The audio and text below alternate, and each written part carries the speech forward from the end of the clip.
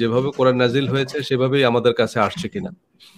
তো সেটা নিয়ে আমরা প্রথম পর্বে কিছু অগোছানো আলোচনা হলেও এর পরের পর্বে আমরা আরো একটু বিস্তারিত তথ্য উপাত্ত ভিত্তিক গোছানো আলোচনা করার চেষ্টা করেছি।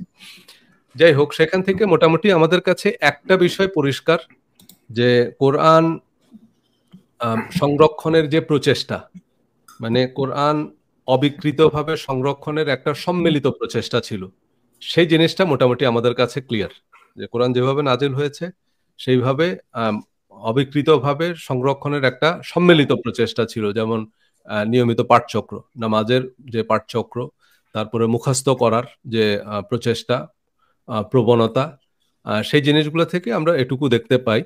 আর কিছু কিছু জিনিস যেটা দুইটা ডকুমেন্ট আসছে, হলো সানা ম্যানুস্ক্রিপ্ট, তারপর হচ্ছে বার্মিংহাম ম্যানুস্ক্রিপ্ট। সেখানে দেখা গেল যে কিছু শব্দ একটু পরিবর্তন আছে কিন্তু অর্থগত পরিবর্তন নাই। সো সেটা নিয়ে চাইলে আমরা আজকে একটু হয়তো আরো আলোচনা করব। আমার সামান্য কিছু ইনপুট আছে। যেমন একটা বিষয় হচ্ছে যে যখন নেটিভ স্পিকারদের মধ্যে একটা টেন্ডেন্সি থাকে প্যারাফ্রেজিং এর, নেটিভ স্পিকারদের মধ্যে সিনোনিম ব্যবহারের একটা টেন্ডেন্সি থাকে। তারা যখন কোনো একটা জিনিস মুখস্থ করে তখন হয়তো ওই সিমিলার আর একটা শব্দ ব্যবহারের একটা টেন্ডেন্সি থাকে, কারণ তারা অর্থের দিকে মনোযোগ দেয় বেশি। যেমন আমি কোনো একটা বক্তব্য যদি মুখস্থ করি, সেটা আরেক জায়গায় বলতে গেলে হয়তো আমি একই ধরনের আরেকটা শব্দ ব্যবহার করব, কারণ আমার কাছে অর্থটা থাকবে মুখ্য। যেমন গমন করেছি, গিয়েছি, একই কথা। তো আমি হয়তো গিয়েছি বলবো গমন করেছির জায়গায়। কিন্তু যখন অনারব কেউ মুখস্থ করে, তারা তো আর দুইটা শব্দের অর্থ যে একই সেটা জানে না, তো তারা হুবহু মুখস্থ করে। আচ্ছা, যাই হোক, তো সেই রকম কিছু ব্যাপার থাকতে পারে। যারা লিখেছে তাদের মধ্যে তারা হয়তো একটু এদিক ওদিক করেছে, বা সেগুলোকে একসেপ্ট করা হয়নি সেরকম। সেটা এখনো যারা কোরআন প্রিন্ট করে, সেটা কিন্তু একটা প্রুফ রিডিং এর ভিতর দিয়ে যায়। কোয়ালিফাইড হাফেজ যারা, যারা একবারে সব সব হাফেজ আবার কোয়ালিফাইড হাফেজ না, সব হাফেজের মুখস্থ শক্তি বা মুখস্থ করার কোয়ালিটি একরকম না। সো যারা 20-30 বছর ধরে নিয়মিত প্র্যাকটিস করে সেটাকে একটা পর্যায়ে নিয়ে আসছে, তারা হচ্ছে কোয়ালিফাইড হাফেজ। ওনাদেরকে দিয়ে ইসলামিক ফাউন্ডেশন বা ভালো ভালো প্রকাশনী যখন কোরআন ছাপায়, তখন এখনো প্রুফ রিডিং এর ভিতর দিয়ে যায় আর কি। সো যাই হোক, ওভারঅল আমরা যে জিনিসটা দেখলাম যে কোরআন সংরক্ষণের একটা সম্মিলিত প্রচেষ্টা ছিল।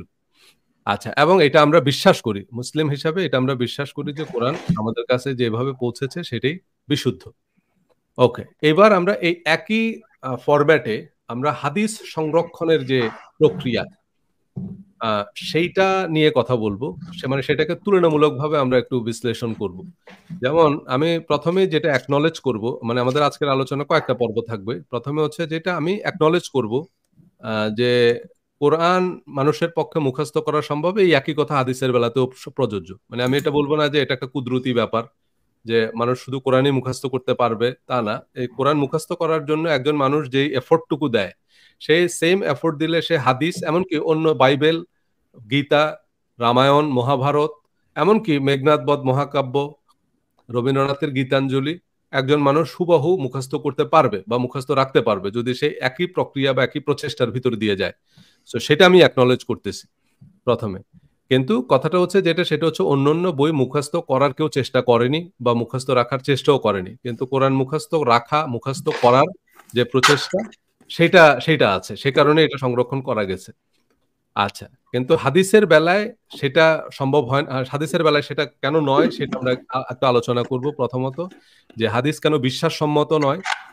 যেমন একটা প্রশ্ন উঠতে পারে যে কোরআন যদি আপনার বিশ্বাস হয়, তাহলে একজন মানুষ এই বুখারী শরীফকে রাসূলের কথা হিসেবে বিশ্বাস করে নিলেই তো হলো, আর এখানে এভিডেন্স প্লেস করা দরকার কি?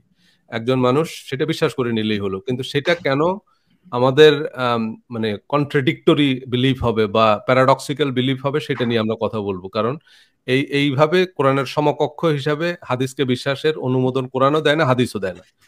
সো সেই জিনিসগুলো আমরা প্রথমে একটু আলোচনা করব, যে হাদিস মানে এইভাবে মুখস্থ করার বা হাদিস সংরক্ষণের সম্মিলিত কোনো প্রচেষ্টা নাই। তারপরে হচ্ছে হাদিস কেন বিশ্বাসসম্মত নয়, যে হাদিস কি রাসূলের বাণী? মানে বলা হচ্ছে যে এই যে বুখারী, মুসলিম, এখানে যেগুলো আছে বা এই যে হাদিসের কিতাবগুলোতে যেগুলো আছে, সেগুলো আসলে কি? মানে সেইটা কেউ বলে দিচ্ছে যে তাহলে যেমন আমরা যে রেফারেন্স গুলো দিই, সেখানে বলা হচ্ছে যে তাহলে আপনি হাদিসকে যদি প্রশ্নবিদ্ধ করেন, তার মানে আপনি রাসূলের যে বাণী, রাসূলের যে উপদেশ, সেইটা আপনি মানতে নারাজ। কথাটা আসলে এরকম না। কথাটা হচ্ছে যে এই যে কিতাবগুলো, এগুলো আমাদের কেন আমরা এগুলোকে মানে শর্তহীনভাবে বিশ্বাস করতে পারি না? কারণ হচ্ছে কোরআনে এমন কোন ইমামের সংকলিত কিতাব অনুসরণের অনুমোদন নেই। এদেরকে আল্লাহ এবং তার রাসূল অথরাইজ করেননি। সেই জিনিসগুলো আমরা একটু সবিস্তারে দেখাবো। আ আর কোরআন মানে হাদিস গ্রহণের ক্ষেত্রে কোরআনের যে আয়াতগুলো বলা হয়, যেমন আল্লাহ রাসূলের অনুসরণ করো, নবী যা দেয় তা গ্রহণ করো, রাসূলের মধ্যেই তোমাদের মধ্যে উত্তম আদর্শ আছে। সো এগুলো ১ম কথা হচ্ছে যে এগুলোর কোনো ব্যাখ্যা হাদিসের কিতাবে নাই। কেউ হাদিসের কিতাব থেকে এরকম কোনো ব্যাখ্যা দেখাতে পারবে না যে এগুলোর অর্থ রাসূল সাল্লাল্লাহু আলাইহি সাল্লাম বলে গেছে যে তোমরা ওই লোকমুখে আমার সম্পর্কে যা শুনবা সেটাকে তোমরা কোরআনের মতো বিশ্বাস করবা। এরকম কোনো ব্যাখ্যা রাসূল সাল্লাল্লাহু আলাইহি সাল্লাম দিয়ে যাননি। মানে বলা হয় যে হাদিস হচ্ছে কোরআনের ব্যাখ্যা। কিন্তু এই আয়াতগুলোর ব্যাখ্যা কোন শরীফের কত নম্বর হাদিস, এটা যদি আপনি কোন শাইখুল হাদিসকে জিজ্ঞেস করেন কোন অ্যান্সার পাবেন না। তার মানে এই আয়াতগুলোর কোন ব্যাখ্যা হাদিসের কিতাবে নাই। আর যে যুক্তিগুলো দেয়া হয় কোরআনের যে আয়াতগুলোর রেফারেন্স দেয়া হয় হাদিসকে জাস্টিফাই করতে, সেই আয়াতগুলো সিরাত এবং ইসলামের ইতিহাসের বেলাতেও প্রযোজ্য। কারণ সিরাতের কিতাবে এবং ইসলামের ইতিহাসের কিতাবেও কিন্তু এই রাসূল সাল্লাল্লাহু আলাইহি ওয়াসাল্লামের জীবনী বলা আছে। রাসূল সাল্লাল্লাহু আলাইহি ওয়াসাল্লামের জীবন ও কর্মের ইতিহাসই বর্ণনা করা আছে। কিন্তু সেগুলো ইসলামের বা শরীয়তের বিধান না। এরপরে হাদিস সত্যায়নের যে পদ্ধতি সেটা বিজ্ঞানসম্মতও না।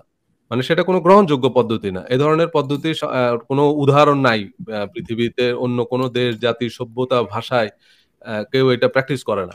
এটা আমরা একটু আলোচনা করব। হাদিসের সনদ, তারপরে সাহাবীদের সময়কালে হাদিস আপনার লিখিত বা অলিখিতভাবে কম্পাইল করা হয়নি। মানে শুধু যে লিখিতভাবে সংরক্ষণ করা হয়নি তা না, অলিখিতভাবেও হাদিসকে আ মানে হাদিস সংগ্রহ, সংরক্ষণ এবং সম্পাদনা সাহাবীদের জমানায় করা হয়নি। এরপর হচ্ছে হাদিসের বর্ণনা মতে হাদিস লিখতে নবীজি নিষেধ করছেন। এবং যারা লিখছে তাদেরকে হাদিস পুড়ায়া ফেলতে বলছেন। আমরা হাদিস থেকে রেফারেন্স গুলো দেখব। এবং কিছু লেখা হইছে সেগুলো পুড়ায়া ফেলছে সাহাবীরা। তারপরে আ এমনকি এখন যে হাদিসের কিতাব আছে, আমাদের বুখারী, মুসলিম, তিরমিজি, আবু দাউদ, নাসাই, ইবনে মাজাহ যে হাদিসের কিতাবগুলো আছে, সেই হাদিসের কিতাবগুলোতে সাহাবা ইকরামের সময়ে লিখিতভাবে ওনারা সংগ্রহ করেছেন এমন কোন হাদিস নাই। আচ্ছা, এবং হাদিস অসম্পূর্ণ। প্রধান সাহাবীরা হাদিস বর্ণনা করেননি। অনেক হাদিস আছে যেগুলো বর্ণনা করা হয়নি কারণ এগুলো বর্ণনা করার প্রয়োজন ওনারা মনে করেননি। এবং হাদিসের সত্যায়নের যে পদ্ধতি এটা অনৈসলামিক। এখানে অনেক সাহাবীর চরিত্র হনন করা হইছে। যে এই যে হাদিসটা জাল তার মানে কি? কোন একজন মানুষের চরিত্র হনন করা হইছে যেটা ইসলাম সম আ অনুমোদন দেয় না। সো মোটামুটি এই জিনিসগুলো আমরা একটু তথ্য প্রমাণ নিয়ে একটু সবিস্তারে আলোচনা করব। আপনারা যদি একবারে শেষ পর্যন্ত আমাদের সাথে থাকেন, কোরআন এবং হাদিসের যে পার্থক্য, যে কোরআন কিভাবে সংরক্ষিত হয়েছে, হাদিস কিভাবে সংরক্ষিত হয়েছে, সেই জিনিস সম্পর্কে আপনারা একটা ক্লিয়ার ধারণা পাবেন। So Sakib ready? Fakhrul ready? জি। আচ্ছা। আচ্ছা, ঠিক আছে। তো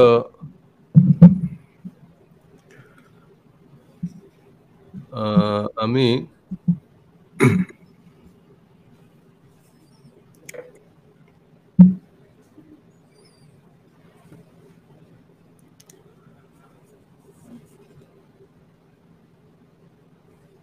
আচ্ছা।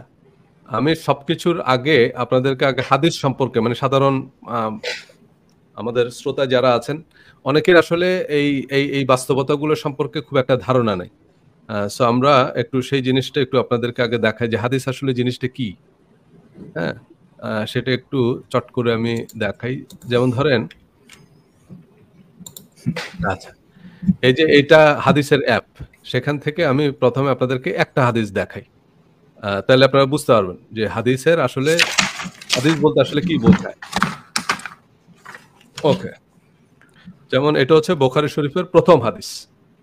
বুখারী শরীফের ১ম হাদিস। এটা ইসলামিক ফাউন্ডেশনের যে ইয়েটা সেটা।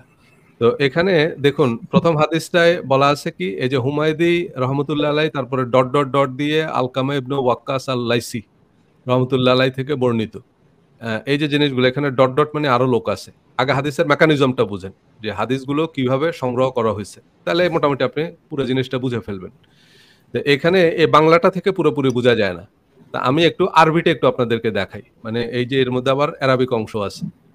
এখান থেকে যদি আপনি দেখেন তাহলে আপনি হাদিসটা বুঝতে পারবেন যে আসলে ঘটনাটা কি। এটুক জায়গার মধ্যে এখানে আপনার হাদিস হচ্ছে এটুকু অংশ।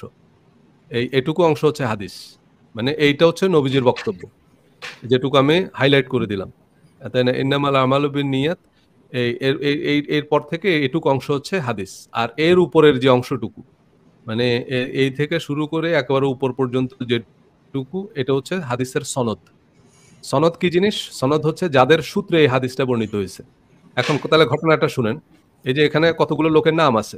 লেটস সে হাদ্দাসানা হুমায়দি আব্দুল্লাহ ইবনে জুবায়ের, মানে হচ্ছে ইমাম বুখারী এই কথাটা কিন্তু রাসূল সাল্লাল্লাহু আলাইহি ওয়াসাল্লামের কাছ থেকে শুনেনি। ইমাম বুখারী এই কথাটা শুনছে হলো এই যে স্টেটমেন্টটা এখানে, যে ইন্নামাল আমালু বিনিয়াত, এই স্টেটমেন্টটা ইমাম বুখারী শুনছে হলো, কারণ ইমাম বুখারীর জন্ম হয়েছে রাসূল সাল্লাল্লাহু আলাইহি ওয়াসাল্লামের জন্মের প্রায় 250 বছর পর।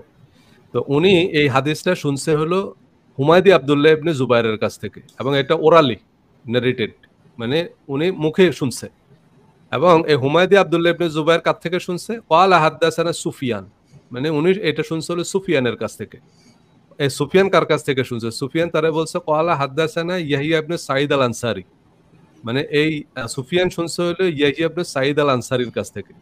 সেই ইয়াহইয়া ইবনে সাঈদ আল আনসারী কি বলছে? ক্বালা আখবারানি মুহাম্মদ ইবনে ইব্রাহিম আত-তাইমি, মানে উনি শুনছে হলো মুহাম্মদ ইবনে ইব্রাহিম আত-তাইমির কাছ থেকে। আন্নাহু সামিআ আলকামাত ইবনে ওয়াক্কাস আল-লাইসি, উনি শুনছে হলো এই আলকামাতের কাছ থেকে। সেই আলকামাত কার কাছ থেকে শুনছে? উনি শুনছে হচ্ছে ওমর ইবনুল খাত্তাব থেকে। ওমর ইবনুল খাত্তাব রাসূলুল্লাহ সাল্লাল্লাহু আলাইহি সাল্লামের কাছ থেকে শুনছে। তাহলে এই যে প্রত্যেকটা হাদিস এরকম 6 জন 7 জনের মানে মাধ্যমে ইমাম বুখারীর কাছে আসছে। মানে প্রত্যেকটা হাদিস, আপনি যতগুলো হাদিসে যাবেন প্রত্যেকটা হাদিসের শুরুতে এরকম সনদ আছে। তাহলে ইমাম বুখারী, মানে ইমাম বুখারী এই আহ, ইমাম বুখারী শরীফের মধ্যে টোটাল হাদিস আছে হলো প্রায় 7,000 অ্যারাউন্ড। এই 7,000 হাদিস, এই যে প্রত্যেকটা হাদিস এরকম 6-7 জনের মাধ্যম হয়ে ওনার কাছে আসছে। তাতে ইমাম বুখারী যতগুলো হাদিস বর্ণনা করছে সেটা উনি সংগ্রহ করছে হলো 40,000 মানুষের কাছ থেকে। 40,000। এবং এই 40,000 মানুষকে উনি সার্টিফাই করছে, ইমাম বুখারী সার্টিফাই করছে যে এই 40,000 মানুষ হচ্ছে সৎ, মানে এরা এই পরিমাণ সৎ যে এদের পক্ষে অসৎ হওয়া সম্ভব না। এবং এই 40,000 মানুষ হচ্ছে সত্যবাদী, মানে এই পরিমাণ সত্যবাদী যে এরা একটা মিথ্যা কথা বলছে এটা অবিশ্বাস্য। আচ্ছা, এই লোকগুলা ইমানদার। এই 40,000 লোক উনি সার্টিফাই করছে যে এই লোকগুলো ইমানদার, এবং এই লোকগুলো মানে ইমানদার না হলে তার হাদিস গ্রহণযোগ্য না। সে যদি মুনাফিক হয়, তার আকীদায় যদি, তার বিশ্বাসে বা তার আচরণে, তার অভ্যাসে যদি কোনো অনইসলামিক কিছু পাওয়া যায় তাহলে তার হাদিস গ্রহণযোগ্য না। তাহলে হাদিস সহি কিনা এটা নির্ভর করতেছে যারা বর্ণনাকারী, তাদের স্মৃতিশক্তি, তাদের ইমানদারি, তাদের সততা, সত্যবাদিতা, এটার নিশ্চয়তার উপর।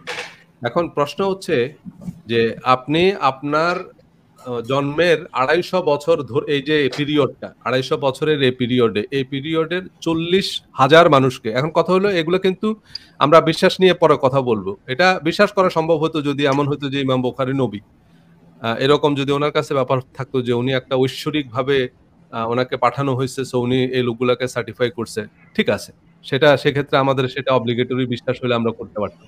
কিন্তু উনি কিন্তু অথরাইজ না, ওনাকে আল্লাহ অথরাইজ করেনি, রাসূল অথরাইজ করেনি এই কাজের জন্য, কিন্তু উনি এসে এই 40,000 লোককে অথরাইজ করলেন। তো এটা কি বাস্তবসম্মত? মানে ফখরুলের কাছে কি মনে হয়? ফখরুলকে শুনতেছেন আমার কথা?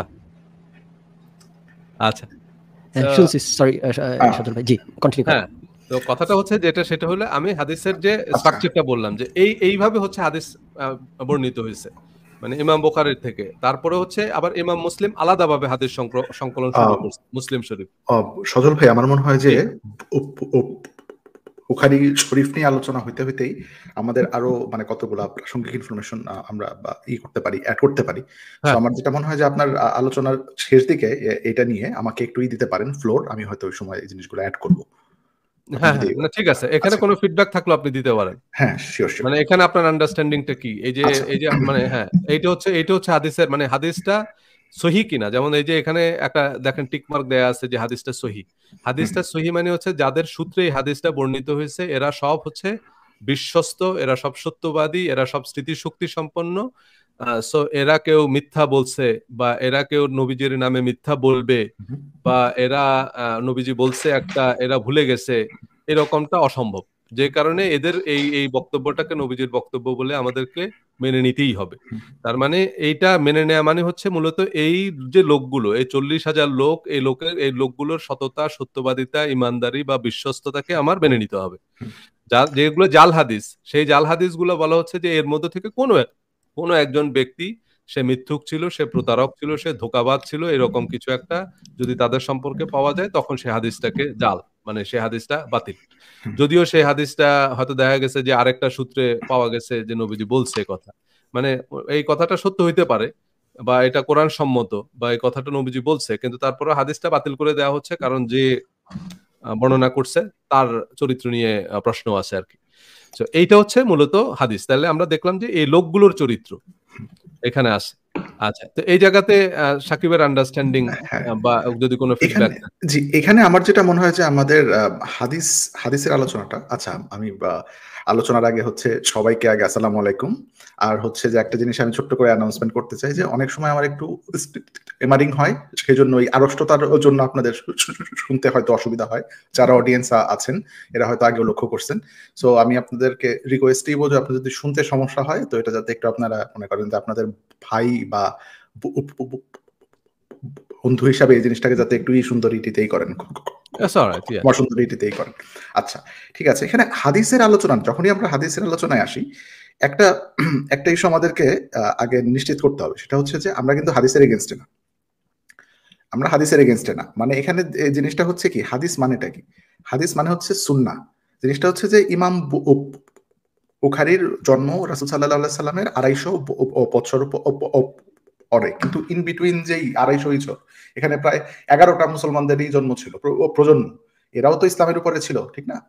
তো উনাদের হাতে তো আর এই কিতাবটা ছিল না, অর্থাৎ এটা ইসলামের অপরিহার্য কোনো অংশ না। এখন জিনিসটা যেটা হাদিস মানে হচ্ছে যে সুন্নাহটার একটা লিখিত রূপ, এবং ওই লিখিত রূপটাকে যদি আপনি সত্যায়ন করতে যান তাহলে তো এটা একটা নিশ্চিত সোর্সের মাধ্যমে আসতে হবে, তাই না? ওই সোর্সটাই হচ্ছে মূলত হাদিসের সনদ বা চেইন। এখন যে জিনিসটা হয় সেটা হচ্ছে যে এক একজন ইমামের এক একগুলা কিতাব আছে, ওইখানে কিছু হাদিসকে ওনারা সত্যায়ন করতেছেন, কিছু হাদিসকে আবার ওনারা সত্যায়ন করতেছেন না, এবং এই সত্যায়নের যে পদ্ধতিটা আছে সেই পদ্ধতিটা নিয়ে আসলে আমরা আলোচনা করতেছি। মানে সজল ভাই যে আলোচনাটা করতেছিলেন যে 11 জন মানুষের এখানে মাঝখানে চেইন আছে, তো এদেরকে চরিত্রের দেওয়া হইতেছে সার্টিফিকেট, এই জিনিসটার মানে আসলে কি? মানে হচ্ছে যে একটা জিনিস আমি যখন লিখলাম, আমার একটা শোনা একটা আলোচনা, এখন মনে করেন যে আমাদের এই আলোচনাটা আজকে আপনারা যারা শুনতেছেন, সে এটার কোনো আর অনলাইনে কোনো প্রুফ নাই, শুধু আপনারা শুনতেছেন এটুকুই। এখন এটা যদি আপনারা অন্য আরেকজনকে আপনারা যদি জানান যে আজকে হচ্ছে শাকিব মুস্তাফি এই জিনিস নিয়েই করলো আলোচনা, তো এটা হচ্ছে আপনি হলেন 1 নাম্বার তাহলে রাবি। সো আপনার কাছ থেকে আরেকজন যে শুনলো সে হচ্ছে সেকেন্ড রাবি। তো হাদিস ট্রান্সমিশনের যে প্রক্রিয়াটা সেটা এইভাবে হয়েছে, ঠিক আছে? তো এখন এই হাদিসের ঠিক এবং ভুল এই নির্ণয়টা করতে যে মূল যে সমস্যাটা হয় সেটা হইতেছে যে হাদিসটা অ্যাকচুয়ালি কি, সেটার অর্থ কি, সেখানে আসলে কোন মেসেজটা প্রোভাইডের চেষ্টাইরা হয়েছে, ওইটার চেয়ে হাদিসের যে সনদটা আছে যে অমুকের কাছ থেকে শুনছি, অমুকের কাছ থেকে শুনছি, এই অমুকের উপরে আসলে আপনার এমফেসিস করে হচ্ছে হাদিসের যারা বা মানে আলেম আছে, ঠিক আছে? তো এই পদ্ধতির যেই অসুবিধাটা, মূলত আমরা সেটা নিয়ে আসলে আলোচনা আজকে করতেছি। আমরা এটা নিয়ে আলোচনা করতেছি না যে আপনাদের হাদিস মানার কোনো প্রয়োজন নাই বা আমরা হাদিসের এগেইনস্টে একদম না, আমরা সুন্নাহর অবশ্যই এগেইনস্টে না, বিকজ সুন্নাহ অ্যাকচুয়ালি হচ্ছে মুসলমানদের ট্রেডিশন, যেটা শত শত যাবত হয়ে আসতেছে, জেনারেশন যাবত হয়ে আসতেছে, এবং এটা হবে। বাট এটা যখন লিখিত হইতেছে, সেই লিখিত একটা জিনিস সেটা শতভাগ সঠিক কি না সেটা নির্ণয়ের যে পদ্ধতি, সেই ওইটা নিয়ে আসলে আমরা আলোচনাটা করতেছি। তো এইখানে ছিল আমার ওপিনিয়ন। আচ্ছা আচ্ছা, এখানে আমি আরেকটা মানে এই বুখারী শরীফের যদি আমরা একটু দ্বিতীয় হাদিসটা দেখাই, তাহলে আমাদের কাছে আরেকটা জিনিস পরিষ্কার হবে। যেমন এখানে যদি আমরা আবার দ্বিতীয় হাদিসটা দেখি, তাহলে দেখেন এখানে হাদাসানা আব্দুল্লাহ ইবনে ইউসুফ, মানে এখানে আবার কিন্তু মানে এই হাদিসটা কিন্তু বর্ণিত হয়েছে কমপ্লিটলি ডিফারেন্ট আরেকটা সোর্সে। মানে প্রথম হাদিসটার যে 5-7 জন মানুষ ছিলেন, দ্বিতীয় হাদিসে কিন্তু কমপ্লিটলি ডিফারেন্ট আরেকটা চেইন, মানে এই হাদিসটা ডিফারেন্ট আরেকটা চেইনে। তার মানে হাদিস যে সম্মিলিত কোনো এফোর্ট না, মানে একজন দেখলেন উনি কোনো একজনকে বলে গেলেন, সেকেন্ড জেনারেশনে এসেও হয়তো একজন বা দুইজন বা তিনজন, সেখান থেকে উনি ওনাদের কাছ থেকে আবার দুই তিনজন শুনলো। তার মানে এখানে কালেকটিভ কোনো এফোর্ট নাই। তাই না? এখানে আব্দুল্লাহ ইবনে ইউসুফ এই লোক কিন্তু আবার ওই প্রথম হাদিসের মধ্যে নেই। ক্বালা আকবারানা মালিক, মানে উনি শুনছে মালিকের কাছ থেকে, এভাবে হিশাম ইবনে উরওয়াত এরকম, তারপরে উনি আবার ওনার পিতার কাছ থেকে শুনছে, এইভাবে করে আলাদা আলাদা চেইন, মানে প্রত্যেকটা হাদিস আলাদা আলাদা ভাবে। একজন বলতেছে যে 40,000 সংখ্যাটা কোথায় পেলেন? 40,000 হচ্ছে ইমাম বুখারীর একটা কিতাব আছে আর তারিখুল কবির, তারপর আর তারিখুল সগীর, এরকম নামে ইমাম বুখারী কিতাব লিখছে। প্রত্যেক মানে ইমামরা, হাদিস সংকলক যেসব ইমাম, তারা এই আবার এই তারিখের কিতাব লিখছে। তারিখ মানে হচ্ছে যাদের কাছ থেকে ওনারা এই হাদিসগুলো সংগ্রহ করছে, তাদের জীবনী ওনারা লিখে গেছে। সো সেখান থেকেই আমরা জানি, এবং আমি যেগুলো বলতেছি সেগুলো কিন্তু রেফারেন্স দিয়েই বলতেছি। আমার এখানে কিতাব আছে, আপনারা চাইলে এগুলো দেখে নিতে পারেন। যেমন একটা হচ্ছে এটা ইসলামিক স্টাডিজ ডিপার্টমেন্টে পড়ায় আর কি, ঢাকা মানে ন্যাশনাল ইউনিভার্সিটি বাংলাদেশ এবং ইন্ডিয়া সবগুলো, ডক্টর মোহাম্মদ ইব্রাহিম খলিল, হাদিস শাস্ত্রের মূলনীতি এবং ইতিহাস। তারপরে এইটা মোটামুটি আমাদের কওমি ঘরানার একবার শাইখুল হাদিস যারা, তাদের পড়া আর কি, অনেক বড় কিতাব, হাদিস সংকলনের ইতিহাস। এটা হচ্ছে প্রো হাদিস, মানে যারা শাইখুল হাদিস তারা হাদিসের পক্ষে আর কি, কিভাবে হাদিস সংগ্রহীত হয়েছে। আবার এটা হচ্ছে ক্রিটিক্যাল পয়েন্ট অফ ভিউ থেকে একজন লিখছেন যে হাদিস সাহিত্যের ইতিহাস, উনি একটু ক্রিটিক্যাল, উনি মানে হাদিসটাকে নিয়ে ক্রিটিক্যালি এক্সামিন করছে আর কি। সো এইগুলো আপনারা রেফারেন্স হিসাবে দেখতে পারেন যদি আপনাদের কোনো ফার্দার ইনফরমেশন দরকার হয়। সো কথা হচ্ছে যেটা, সেটা হলো প্রত্যেক ইমামরাই এই তারিখের কিতাব লিখছে, এবং আপনার হচ্ছে ইমাম মুসলিম, অন্যান্য যারা আছে। আর এমনি তারিখের মানে হাদিস বর্ণনাকারী সাহাবীদের মধ্যে সবচেয়ে বড় কিতাব যেটা লেখা আছে সেটা হচ্ছে তারিখে মদিনাতুদ দামেস্ক, এটা ইবনে আসাকিরের লেখা, 80 খণ্ড, মানে বিশাল একটা ভলিউম। তবে এগুলো তো আর কেউ ব্যক্তিগতভাবে পড়ে না, এগুলো সবাই শুধু নাম শুনে আর কি। আপনি বড় বড় মাদ্রাসায় গেলে, হয়তো ঢাকা আলিয়া মাদ্রাসায় গেলে সেখানকার লাইব্রেরিতে একটা আছে, তবে সেটার উপরে যে পরিমাণ ধুলা পড়ে আছে এটা দেখলেই আপনি বুঝবেন যে গত 30 বছরে কেউ এটা খুলেও দেখেনি। মানে এগুলো কেউ খুলে দেখে না আর কি। আলটিমেটলি আপনি কোন শাইখুল হাদিসকে যদি সনদ জিজ্ঞেস করেন, সনদ সহ তো কেউ এরকম হাদিস বলতে পারবে না। ভাই আমি এখানে একটা জিনিস অ্যাড করতে চাচ্ছি ছোট্ট করে, সেটা হচ্ছে যে মানে মানে আপনি যে আলোচনাটা করতেছিলেন যে ওই একই হাদিস মানে একাধিকই আসা, সূত্রে আসা, এটাকেও আমি প্রবলেমেটিক হিসাবে মানে মানে মনে করতেছি না। যে এটার একটা এক্সপ্লেনেশন এরকম আছে যে ওকে, একই জিনিস হয়তো মানে একাধিক মানুষ শুনছেন, তো একাধিক মানুষ যদি শুনেন তাহলে তো একাধিক মানুষের যেটা চেইন ওইটাও তো আলাদাই হবে।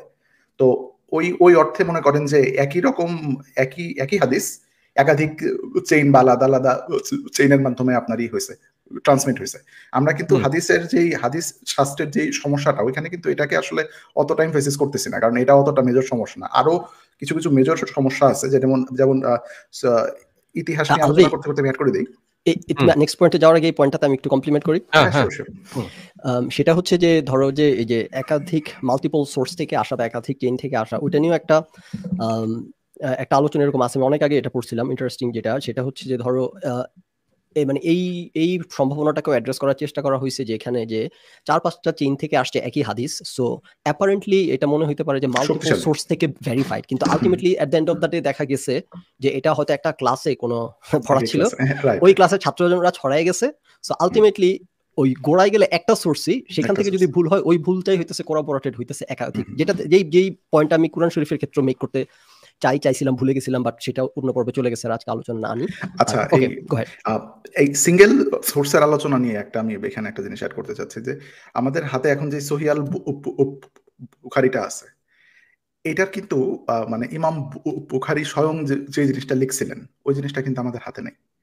উনি লেখা ইমাম বুখারী লিখে নাই, ইমাম বুখারীর কাছ থেকে ওনার ছাত্ররা মুখস্থ করছিল। এখন যে আমাদের হাতে যে বুখারী শরীফটা আছে, এটা লেখা হয়েছে মেইনলি হাফেজ ইবনে হাজার আসকালানির যে ব্যাখ্যা গ্রন্থ। উনি আবার বুখারী শরীফের একটা ব্যাখ্যা গ্রন্থ লিখছে, হাফেজ ইবনে হাজার আসকালানি। তো ওই ইবনে হাজার আসকালানির বই থেকে এই বুখারী শরীফের এই হাদিসগুলো প্রিন্ট করা হয়েছে। এবং সবচেয়ে আর্লিয়েস্ট যেই লিখিত রূপটা আছে এই কিতাবের, সেই কিতাবটা মানে সংকলন হয়েছিল মোহাম্মদ ইবনে ইউসুফ আল ফারাবারি, এই নামের একজন স্কলারের ইয়েতে মাধ্যমে। এবং উনি যেই ওনার যে ভার্সনটা ছিল এটাও কিন্তু অসম্পূর্ণ, এবং এটা ওনার ছাত্ররাও আপনারই করতেছে, মানে ক্লেম করতেছে যে এটা কিন্তু অসম্পূর্ণ, সম্পূর্ণ না। ওনার ওনার যে ম্যানুস্ক্রিপ্টটা ছিল সেটার উপরেও আবার আপনার অনেক ধরনের অ্যামেন্ডমেন্ট আসছে।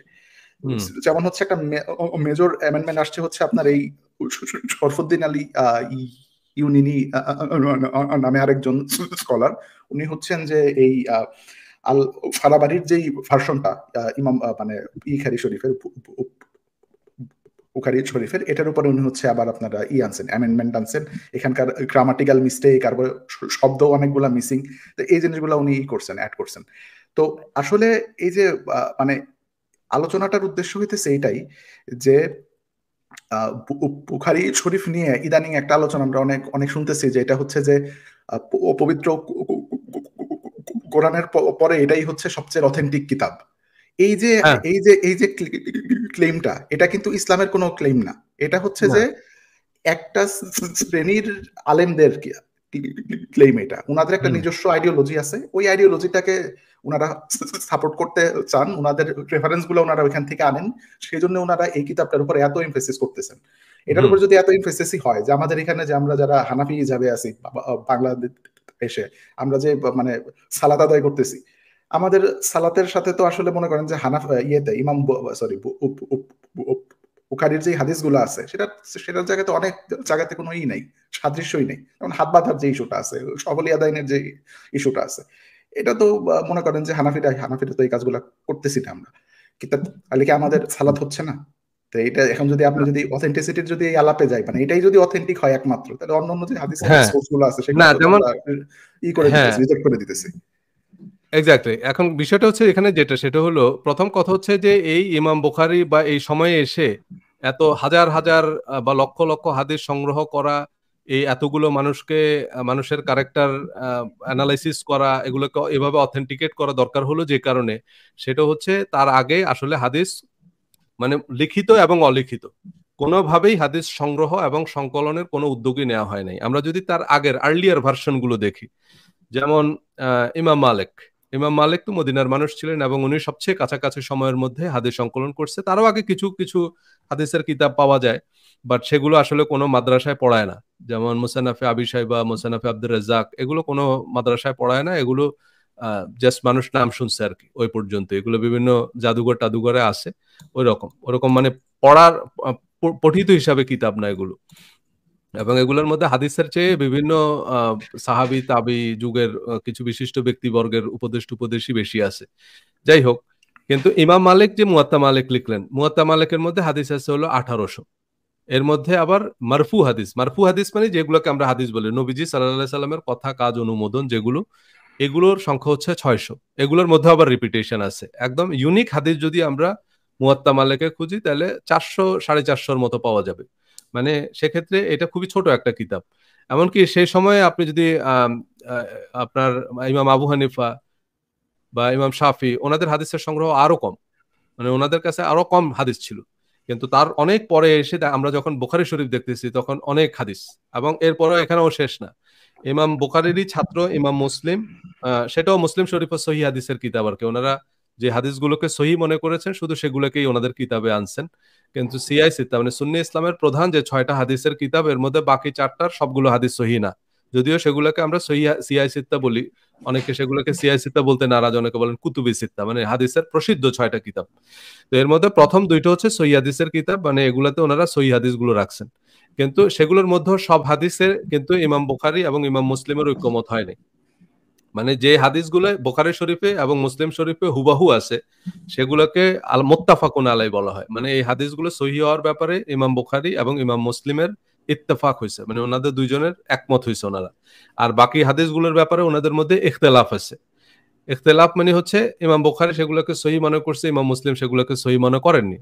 এমনকি ইমাম মুসলিম প্রায় অন্তত 600 রাবির হাদিস গ্রহণ করছে, যাদের হাদিস ইমাম বুখারী গ্রহণ করেননি। মানে ওনাদের মধ্যে ইখতিলাফ আছে। তো তারপরে যদি আপনি সিয়াসিতার অন্যান্য আরো কিতাবগুলো ধরেন, সেখানে তো আরো বৈপরীত্য আছে। তো তার মানে হচ্ছে এই হাদিসগুলো আপনার এর আগে মানে সাহাবীদের জামানায় তো এগুলো লিখিত অলিখিত কোনোভাবেই সংরক্ষণের কোনো সম্মিলিত উদ্যোগ নেওয়া হয়নি। আচ্ছা, এরপরে আরেকটা পয়েন্ট যেটা সেটুকু আমরা মোটামুটি বুঝতে পারলাম। এরপরে যেটা সেটা হচ্ছে যে এই যে এটা মুখস্থ রাখার মানে সম্মিলিতভাবে মুখস্থ রাখার, কারণ এখন হাদিসকে বিশ্বাস করতে গেলে আগে আমার একজন মানুষকে এমনভাবে ট্রাস্ট করতে হবে যে মানুষটা সৎ, সত্যবাদী, বিশ্বস্ত। কথা হলে মানুষটা সম্পর্কে আমি আসলে কিছুই জানি না। যেমন যে মানুষগুলোর নাম আমি এখন বললাম, এখন আমাকে যদি আপনি জিজ্ঞেস করেন, আমি তো এই মানুষগুলোর সম্পর্কে কিছু জানি না। এই মানুষগুলোকে সার্টিফাই করছে কে? ইমাম বুখারী। এখন কথা হলো ইমাম বুখারী একজন মানুষকে সার্টিফাই করলেন এবং তার আগের যারা সাহাবী, তাবী, তাবেইন এদেরকে ইমাম বুখারী সার্টিফাই করলেন কোন পদাধিকার বলে? প্রথম কথা হচ্ছে এটা। ইমাম বুখারীকেও তো কেউ অথরাইজ করেনি এই কাজের জন্য। বা এই যে ইমামরা যাদেরকে সার্টিফাই করে দিয়ে গেলেন, এখন তাদেরকে আমরা মনে করে নিচ্ছি, সেটার ভিত্তিতে আমরা সেই হাদিসগুলো করতেছি। কিন্তু হাদিস ওইভাবে সম্মিলিতভাবে অলিখিতভাবেও কালেক্ট করা হয়নি। যেমন আগেই বলছি যে কোরআন মুখস্থ করার একটা প্রক্রিয়া ছিল নামাজ। কিন্তু হাদিসের বেলায় হাদিস যেহেতু ওহিয়ে গায়রে মাতলু, হাদিস নামাজও পড়া হয় না, বা হাদিসের ওইরকম কোনো কম্বাইন্ড পাঠ চক্র ছিল না যে প্রতিদিন এক জায়গায় এসে আমরা এই হাদিসগুলো পড়বো। আর রাসূলের জমানায়, সাহাবীদের জমানায় তো সেটা লেখাও হয়নি। কারণ বুখারী শরীফে কোনো হাদিস, বুখারী, মুসলিম, তিরমিজি, আবু দাউদ, নাসাই, ইবনে মাজাহ, সিয়াই সিত্তার কোনো কিতাবে একটা হাদিস পাবেন না আপনি যে হাদিসটা ইমামরা লিখিতভাবে সংগ্রহ করছে। কোনো লিখিত হাদিস নাই। সবই এরকম, আমি ওনার কাছ থেকে শুনছি, তিনি তার কাছ থেকে শুনছেন, তিনি তার কাছ থেকে শুনছেন, তিনি তার কাছ থেকে শুনছেন। তার মানে ওরালি আসছে। কোনো রিটেন ফর্মে কোনো হাদিস কোনো ইমাম সংগ্রহ করেননি, হাদিসের কিতাবে এরকম কোনো নাই। তার মানে হাদিস সংরক্ষণের কোনো সম্মিলিত প্রচেষ্টা ছিল না, যে কারণে বিভিন্ন জন বিভিন্ন জায়গা থেকে উনি একটা কথা শুনছে, উনি পরে একজনের কাছে এখানে হয়তো অডিয়েন্সের মনে একটা আসতে পারে, ও প্রশ্ন আসতে পারে, যেমন আমরা আগের এপিসোডগুলোতে আলোচনা করতেছিলাম যে কোরআন মাজিদ সংকলিত হয়েছে ওরাল ট্রেডিশনের মাধ্যমে। তো ওনারা একটা প্রশ্ন অনেকের মধ্যেই আসতে পারে, তাহলে তো একই জিনিস হাদিসের ক্ষেত্রে প্রযোজ্য, এটাও তো মানে মুখে মুখেই আপনারই গেছে, ছড়াই গেছে, তাহলে ওইটার উপরে যদি আমরা এত আস্থা রাখি, তাহলে এটার উপরে আমরা আস্থাটা পারতেছি না কি কারণে, রাখতে পারতেছি না কি কারণে? তো এই ক্ষেত্রে আমাদের যে অবস্থানটা, সেই অবস্থানটা হচ্ছে এরকম যে একটা আয়াত, একটা ওহী যখন নাজিল হইতো, এটা কিন্তু একটা নির্দিষ্ট ইটো না, এটা কিন্তু একটা সিগনিফিকেন্ট ইভেন্ট, এবং আশেপাশে যে সাহাবীরা আছেন ওনারাও কিন্তু এই জিনিসটাকে ওনারাও কিন্তু এই জিনিসটাকে সিরিয়াসলি নিতেন যে এখন একটা ওহী আসছে, বা ওহী কিন্তু আসতো একটা মানে ইয়ের প্রেক্ষিতে, একটা ইনসিডেন্টের প্রেক্ষিতে আসতো আপনার ওহীগুলো। আর অন্যদিকে হাদিসের আপনি অনেক হাদিসে একটা জিনিসই করবেন, যে লক্ষ্য করবেন যে সেটা হচ্ছে স্টোরির মতো। যেমন আমি একদিন রাসূলকে এইটাই দেখলাম, এখন রাসূল হয়তো কোনো একটা জিনিস করতেছেন, এখন এটা যে সাহাবীরা একটা সময় লিখবে এবং এটা যে একটা হাদিস আকারে ট্রান্সমিটেড হবে, এই অনুমোদন তো রাসূল ওনাদেরকে দেননি, ঠিক না? এটা তো হচ্ছে মানে মনে করেন যে আপনার সাথে যদি আমার মানে একটা সম্পর্ক থাকে, ব্যক্তিগত, যেমন হচ্ছে যে ফখরুল ভাইয়ের আশায় আমি মানে আমার আসা যাওয়া আছে, তো আমি ওনার সাথে আমার কোনো একটা ইনসিডেন্ট আমি এভাবে লিখলাম যে ফখরুল ভাইকে একদিন আমি এটাই করতে দেখছি, এটা তো আমি ওনার কাছ থেকেই অনুমতিটা তো মানে করলাম না, ঠিক না? এটা হচ্ছে আলভির হাদিস। হ্যাঁ, এটা তাহলে আমার হাদিস হয়ে যাবে। হ্যাঁ, আচ্ছা। হ্যাঁ, ফখরুল, এখানে আপনার কোনো আছে কিনা পর্যায়ে, নাকি আমরা সামনে? আচ্ছা, না আছে সজল ভাই, সেটা হচ্ছে যে এই যে কিছু কথা আরো অনেক আগে উল্লেখ করে ফেলছেন, ওইগুলোর সাথে কমপ্লিমেন্ট করার কিছু জায়গা আছে। সেটার আগে হইতেছে এই পয়েন্টটা আলভি একটু টাচ করছে যে আমরা এখানে কি করতে যাচ্ছি, কি আলোচনা করতে যাচ্ছি। তো সেটা হচ্ছে প্রথম পর্বে আমি আমার অবস্থান ব্যাখ্যা করছি, আরেকবার করি। তো আলভি যেটা বললো যে আমরা এখানে কেউ হাদিস অস্বীকার করতে বসি নাই, আমরা আলোচনা করতে বসছি, অ্যানালাইজ করতে বসছি। আমাদের স্বীকার অস্বীকারে কারো কিছু যায় আসেও না, মানে যায় আসে না, আমরা তো আর কারোর জন্য আইডল না যে আমরা বিশ্বাস করলে তারা বিশ্বাস করবে, আমরা বিশ্বাস না। মানে এই অবিশ্বাস আলোচনাটা এই জন্য আসতেছে যে মানে একটা আলোচনাকে আপনার দেওয়া মানে ডিলেজিটিমাইজই ফেলা অনেক ইজি। ওটা কি যে হচ্ছে হাদিস অস্বীকার হাদিস অস্বীকার অথবা ফখরুল ইসলাম নাস্তিক, মানে এটা একটা দিবে আর কি। না যাও, আমি আই ডোন্ট কেয়ার, এটা তোমরা জানো যে পাবলিক কি বলে না বলে, I don't give a damn, so doesn't matter for me. তো আচ্ছা, তো আমি গত পর্বে যেই কাজটা করছি সেই কাজ আজকেও করবো এবং সামনে একই কাজ করবো। সেটা হচ্ছে যে একটা আলোচনার অবতারণা করা, ফুড ফর থট, বিভিন্ন অ্যাঙ্গেল তুলে ধরা, তারপর যে যার মতো করে জাস্ট এগুলো চিন্তা করবে। এখান থেকে কনক্লুশন আজকে রাতেই বিড়াল মারতে হবে এমন কোনো রিকোয়ারমেন্ট আমার তরফ থেকে নাই। জাস্ট কিছু তথ্য উপস্থাপন করবো, সবাই সবার মতো করে ভাববেন যে জাস্ট ফুড ফর থট। আচ্ছা, তো আমি এখানে আমার স্ক্রিন শেয়ার করি। স্ক্রিন শেয়ার করে হচ্ছে যে সজল ভাই হাদিস কালেকশনের ব্যাপারে যে কথা বলছেন এখানে আমার একটু টাচ করার আছে, বেশিক্ষণ সময় নিব না, তারপর আমি ছেড়ে দিব। পরের বার আমি যখন আসবো তখন একটু সময় নিব। এখানে আমি দুইটা পার্ট আমি আলোচনা করবো। নাম্বার 1 তো এখন যেটা আলোচনা করবো যে লাইক প্র্যাকটিক্যাবিলিটি নিয়ে, যেটা কুরআন শরীফের কালেকশনে আলোচনা করছে, যে যা শুনছি ঠিক আছে কিন্তু প্র্যাকটিক্যালি এগুলো কতটুকু possible, practically how much does it make sense, এটা একটা পয়েন্ট। আর হাদিস কালেকশনের ব্যাপারে সেকেন্ড বার আমি যখন আমার টার্ন আসবে তখন আমি কথা বলবো হচ্ছে হাদিসের সাথে যে রাজনীতি জড়িত ছিল, পলিটিক্স যে জড়িত ছিল, এটা একটা খুব সিরিয়াস সিগনিফিক্যান্ট ফ্যাক্টর ছিল, সেই অ্যাঙ্গেলটা আলোচনা করব। আচ্ছা, সো প্রথম পয়েন্টটা যেটা আলোচনা করতে চাচ্ছি আমি, যে মুহাম্মদ আল বুখারী উনি যে হাদিস কালেক্ট করছেন, উনি জন্মাইছেন হচ্ছে 810 খ্রিস্টাব্দে এবং মারা গেছেন 870 খ্রিস্টাব্দে। অ্যারাউন্ড 18 ইয়ার্স বয়স, যখন ওনার বয়স, তখন থেকে উনি হাদিস কালেকশন করা শুরু করেন। উনি প্রায় 16 বছর ব্যয় করেন হাদিস কালেকশন করার পিছনে, এবং 36 বছর যখন ওনার বয়স 846-এ, তখন ওনার হাদিস কালেকশন কম্পাইলেশন কমপ্লিট, ওনার বই লেখা কমপ্লিট, ওই মানে ওনার কম্পাইলেশনের কাজ complete. Okay, so he basically spend 16 years to compile হাদিস বেসিক্যালি। তো এই সময়ে উনি 6 লক্ষ হাদিস ন্যারেশন কালেক্ট করেন।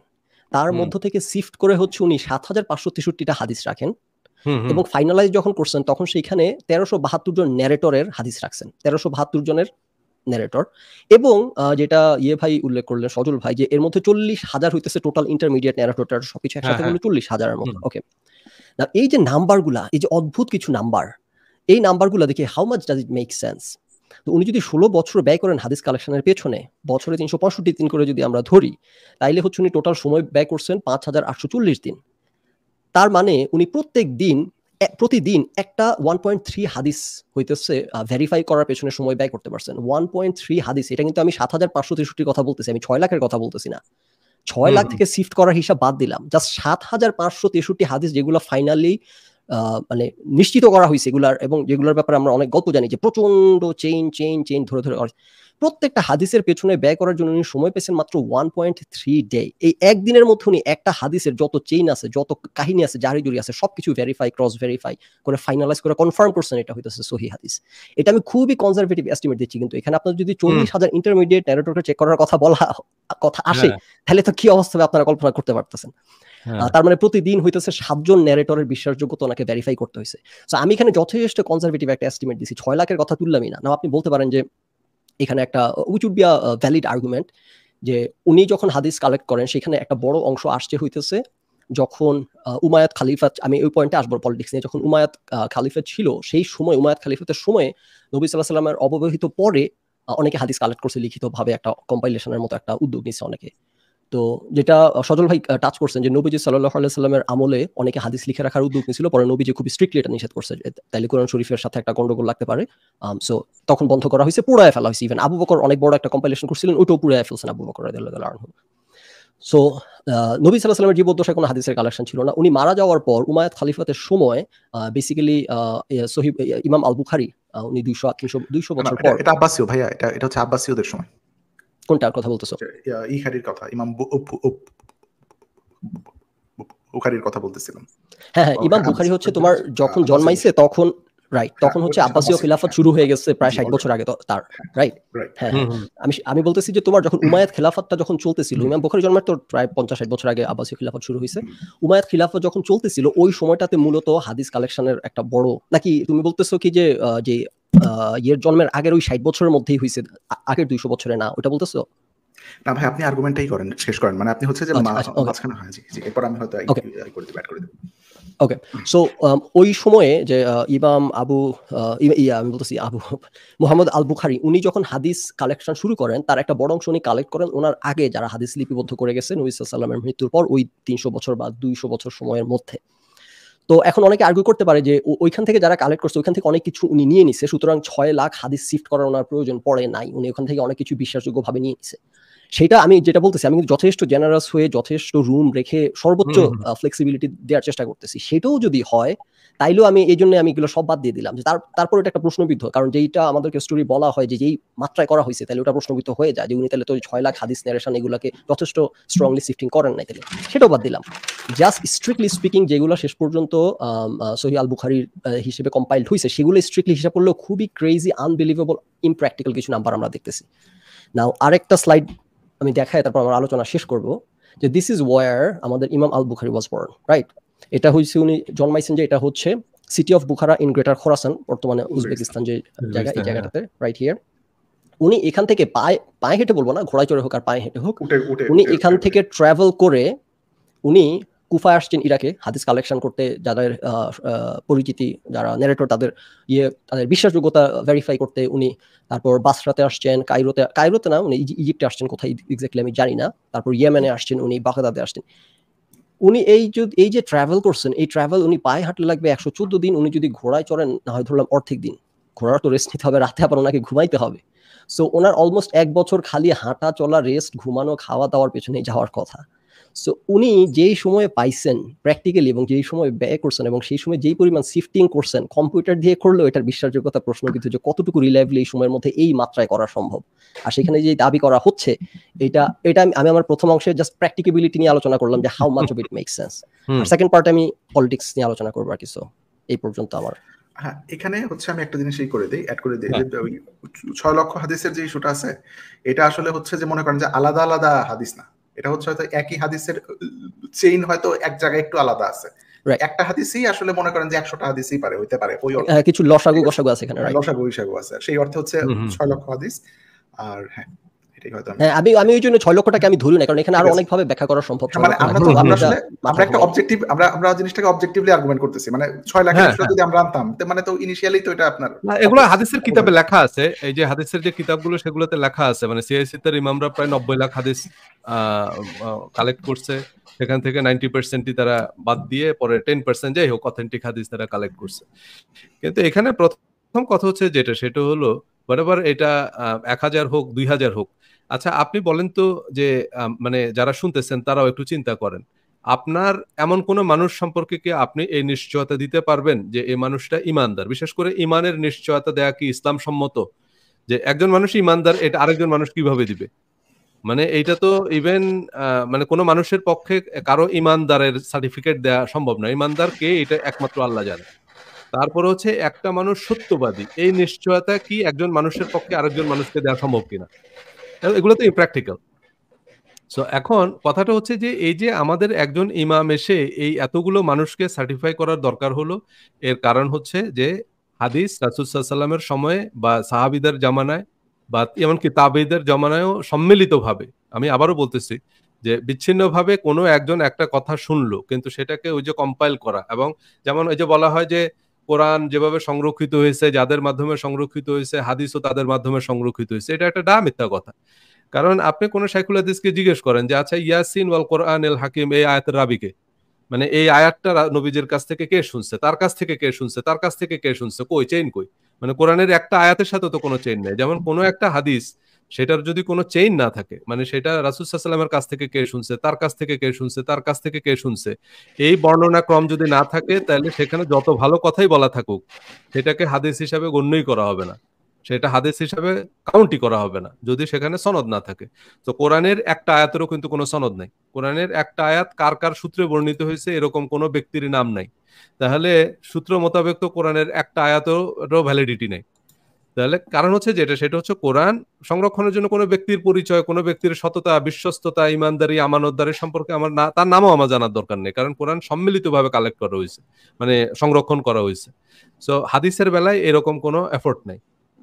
আচ্ছা, যদি সেটা বলে দেওয়া হতো যে রাসূল সাল্লাল্লাহু আলাইহি সাল্লাম আমাদেরকে ধরেন 5000 স্টেটমেন্ট দিয়ে গেছে, যে এই আমি তোমাদেরকে উপদেশগুলো দিয়ে গেলাম, সেগুলো একজন মুখস্থ করলো, ধরেন 1000 মানুষ 2000 মানুষ মুখস্থ করলো, তারা প্রজন্ম থেকে প্রজন্মে মুখস্থ করে রাখলো, এক পর্যায়ে লেখা হলো, তাহলে সেটার একটা গ্রহণযোগ্যতা, মানে সেটাকে আমরা কনসিডার করতে পারতাম যে হ্যাঁ সেভাবে। রাসূল সাল্লাল্লাহু আলাইহি সাল্লামের সময় তো লেখা হয়নি, সেগুলোকে অলিখিতভাবে সংরক্ষণ করা হয়নি, সেগুলোর কোনো পাঠচক্র নাই, মানে যে নামাজের মতো কোনো পাঠচক্র নাই, এগুলো সম্মেলন কোনো ইয়া নাই। আচ্ছা, এরপরে যে পয়েন্টে আমরা যাব সেটা হচ্ছে হাদিস কেন বিশ্বাসসম্মত। আমি যখন নেক্সট বার আসবো, আমি প্রায় 15-20 মিনিট লাগবে আমার ওই পয়েন্টটা মেক করতে। ঠিক আছে, হ্যাঁ। তো আচ্ছা, এরপর হচ্ছে হাদিস কেন বিশ্বাসসম্মত না সেই প্রসঙ্গে আসি। যেমন একটা প্রশ্ন তো উঠতেই পারে যে আচ্ছা ঠিক আছে, হাদিসকে আমরা বিশ্বাস করে নিলেই তো হলো, কারণ আমরা তো কোরআনকে বা আমাদের ধর্মগ্রন্থ আমরা বিশ্বাস করে নিচ্ছি, তা হাদিসকে আমরা বিশ্বাস করে নিলাম যেগুলো নবীজির বাণী। কিন্তু কথা হচ্ছে সেটা হচ্ছে আমরা আগেই দেখলাম যে এই যে হাদিস বলা হচ্ছে যে এগুলো রাসূলের বাণী, এগুলো রাসূলের কথিত বাণী। কিছু মানুষ এগুলো বলে কলা রাসূলুল্লাহ সাল্লাল্লাহু আলাইহি সাল্লাম, মানে একজন বলছে যে রাসূল সাল্লাল্লাহু আলাইহি সাল্লাম বলছে, সেইটা তার কাছ থেকে আরেকজন শুনছে, তার কাছ থেকে আরেকজন শুনছে। ওকে, ওয়েল, এখন আমরা সেটুকু বুঝলাম। এখন কথা হলো, একজন এসে আজকে যদি একটা বই ধরিয়ে দিয়ে আমাকে বলে যে এটা আল্লাহর কিতাব, সেটাকে তো আমি নীতিগতভাবে আল্লাহর কিতাব বলে বিশ্বাস করতে পারি না, তাই না? ঠিক একই রকম ভাবে কেউ একজন এসে আমাকে একটা বুখারী শরীফ ধরিয়ে দিয়ে বললো যে এটা হচ্ছে রাসূলের কিতাব, তো আল্লাহরও কথা মানতে হবে, রাসূলের কথাও মানতে হবে, এটা রাসূলের কিতাব, এটা তোমাকে বিশ্বাস করতে হবে। কথা হলো, রাসূল তো যারা যারা আমাকে এই কিতাবটা দিল, বা যাদের সূত্রে এই বর্ণনাগুলো আসছে, এরা কেউ রাসূল সাল্লাল্লাহু আলাইহি সাল্লামের অথরাইজড না। মানে আমি প্রথমে বলি, যেমন প্রথম কথা হচ্ছে যে কোরআন এমন কোন ইমামের সংকলিত কিতাব মানে বিশ্বাসের অনুমোদন দেয় না, যে একজন ইমাম এসে কতগুলো স্টেটমেন্ট দিয়ে আমাকে বলবে যে এইটাগুলো হচ্ছে রাসূলের বাণী, এগুলোকে রাসূলের কথা হিসেবে তোমার মানতে হবে। এইরকম কোন কিতাব বিশ্বাসের অনুমোদন কোরআন আমাকে দেয় না। এক। দ্বিতীয় কথা হচ্ছে সেটা হচ্ছে, কারণ যাদের সূত্রে এই হাদিসটা বর্ণিত হয়েছে, যে আমি যে কয়েকজনের নাম বললাম, এরা কেউ আল্লাহ এবং তার রাসূলের অনুমোদিত না। যেমন ধরেন, কোরআন আমাদের কাছে আসছে একজন অনুমোদিত ব্যক্তির মাধ্যমে, রাসূল সাল্লাল্লাহু আলাইহি সাল্লাম অনুমোদিত ব্যক্তি, ওনাকে এজন্যই নবী হিসাবে বিশ্বাস করা আমাদের জন্য প্রথম বাধ্যতামূলক বিশ্বাস হচ্ছে নবীকে বিশ্বাস করা। কারণ নবীকে বিশ্বাস না করলে, নবী যদি যে কিতাবটা দিয়ে গেছে সে কিতাবকে বিশ্বাস করাও কিন্তু আমার জন্য আর ভ্যালিড হয় না। তো এই জন্য আগে আমার নবীকে বিশ্বাস করতে হবে। তো একজন অনুমোদিত ব্যক্তি, মানে নবীদেরকে আল্লাহ ডিপ্লোম্যাটিক পাসপোর্ট দিয়ে দিছে, কিন্তু ইব্রাহিম নামে সূরাই আছে কোরআনে, নূহ, তারপরে হচ্ছে যে কজন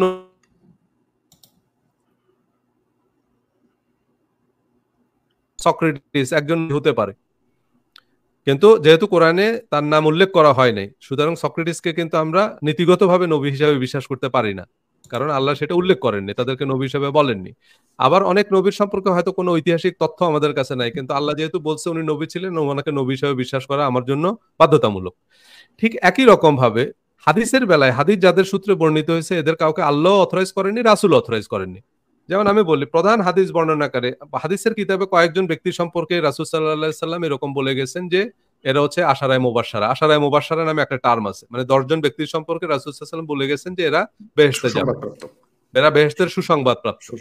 কিন্তু ইন্টারেস্টিং পয়েন্ট হচ্ছে সেটা হলো, প্রধান হাদিস বর্ণনাকারী সাহাবীদের নাম এই 10 জনের তালিকায় নাই। প্রধান যারা, মানে একবারে আপনি যদি হাদিসের কিতাবে একদম প্রধান হাদিস বর্ণনাকারী সাহাবী যে কয়জন আছে, যেমন আবু হুরায়রা, হযরত আয়েশা, মানে আবু সাঈদ খুদরি, মানে এই যে কয়েকজন প্রধান হাদিস বর্ণনাকারী সাহাবী, ওনাদের নাম কিন্তু আশারায়ে মুবাশশারার মধ্যে নাই। এবং সজল ভাই, এই 10 জনের মধ্যে একজন মারা পড়ছেন হচ্ছে হযরত আলী রাদিয়াল্লাহু তাআলা আনহুর সাথে যুদ্ধে। অ্যাকচুয়ালি টু এবং জুবাইর এবং তালহা, জি, ওনারা হচ্ছে ওই পয়েন্টগুলো নিয়ে আমি আলোচনা পলিটিক্সে ঢুকাবো পরে। আচ্ছা, কিন্তু কথা হচ্ছে যে না, উনি প্রধান হাদিস বর্ণনাকারী সাহাবী না। আমার কথা হলো, উনি কার হাতে মারা পড়ছে সেটা অন্য প্রসঙ্গ, কিন্তু কথা হচ্ছে উনি প্রধান, এই যে কয়জনের ব্যাপারে, মানে আশারায়ে মুবাশশারা যে 10 জনের ব্যাপারে রাসূল সাল্লাল্লাহু আলাইহি সাল্লাম নাম ধরে সার্টিফাই করে দিয়ে গেছেন। যেমন রাসূল সাল্লাল্লাহু আলাইহি সাল্লাম একটা ভাষণ আছে, উনি গাদিরে খুমে এই ভাষণটা দিয়েছিলেন আর কি, মানে বিদায় হজ থেকে ফেরার পথে উনি একটা ভাষণ দিয়েছেন। সেইখানে উনি বলছে, আল্লাহর কিতাবের পাশাপাশি তোমরা আমার আহলে বাইতের অনুসরণ করবা। এবং আরেকটা হাদিস আছে মুসলিম শরীফে, সেখানে আহলে বাইত বলতে 4 জনের নাম স্পেসিফিক করে বলা আছে, যে হযরত আলী, হযরত ফাতেমা, হযরত হাসান এবং হযরত হুসাইন রাদিয়াল্লাহু আনহু, মানে আনহুম আজমাইন। তো এই 4 জনকে উনি আহলে বাইত হিসাবে সার্টিফাই করে দিয়ে গেছে। কিন্তু ইন্টারেস্টিং বিষয় হচ্ছে সেটা হলো যে আমাদের যে প্রধান হাদিস গ্রন্থ, তাতে আপনি এই আহলে বাইত থেকে বর্ণিত হাদিস 100 পাবেন না। পুরা এই সিআইসিতার কিতাব খুঁজলে শখানেক হাদিসও পাওয়া যাবে না যেগুলো আহলে বাইত থেকে বর্ণিত। এবং এটা আমার মনে হয় যে ফখরুল ভাই হয়তো এটা নিয়ে একটা করবে, এখানকার যে রাজনীতিটা আছে এটা নিয়ে। আমি যে কারণে এই পয়েন্টটা বলছি আলভি সজল ভাই, যে হযরত তালহা, তারপর হচ্ছে হযরত জুবাইর রাদিয়াল্লাহু আনহু মারা পড়ছেন, মানে ওই সময়টা যে কি একটা অবস্থা ছিল আমাদের স্বাধীনতার পর, বঙ্গবন্ধুর থেকে 90 পর্যন্ত যেরকম জিয়াউর রহমান এবং খালি খু, এখানে কি একটা অবস্থা চলছে, এবং ওনারা যে আমরা যে ঠিক আছে আমরা সাহাবী ওনাদেরকে অনেক করি, আসলে ব্যবস্থা এরকম ছিল না। ওই পয়েন্টে টাচ করব আর কি। হ্যাঁ, আচ্ছা।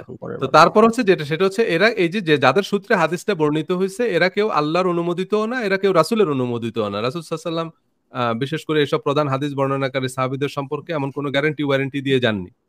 আচ্ছা, এরপর হচ্ছে সেটা হচ্ছে কোরআনে যে আয়াতগুলো দিয়ে হাদিসকে বাধ্যতামূলক বিশ্বাস হিসাবে বলা হয় যে তোমরা আল্লাহ তার রাসূলের অনুসরণ করো, মানে সামারিটা হচ্ছে এটা, নবী যা দেয় তা গ্রহণ করো, এবং রাসূলের মধ্যেই তোমাদের জন্য উত্তম আদর্শ আছে। প্রথম কথা হচ্ছে এই যে রেফারেন্স গুলো এগুলো কিন্তু সিরাত এবং ইসলামের ইতিহাসের বেলাতেও প্রযোজ্য।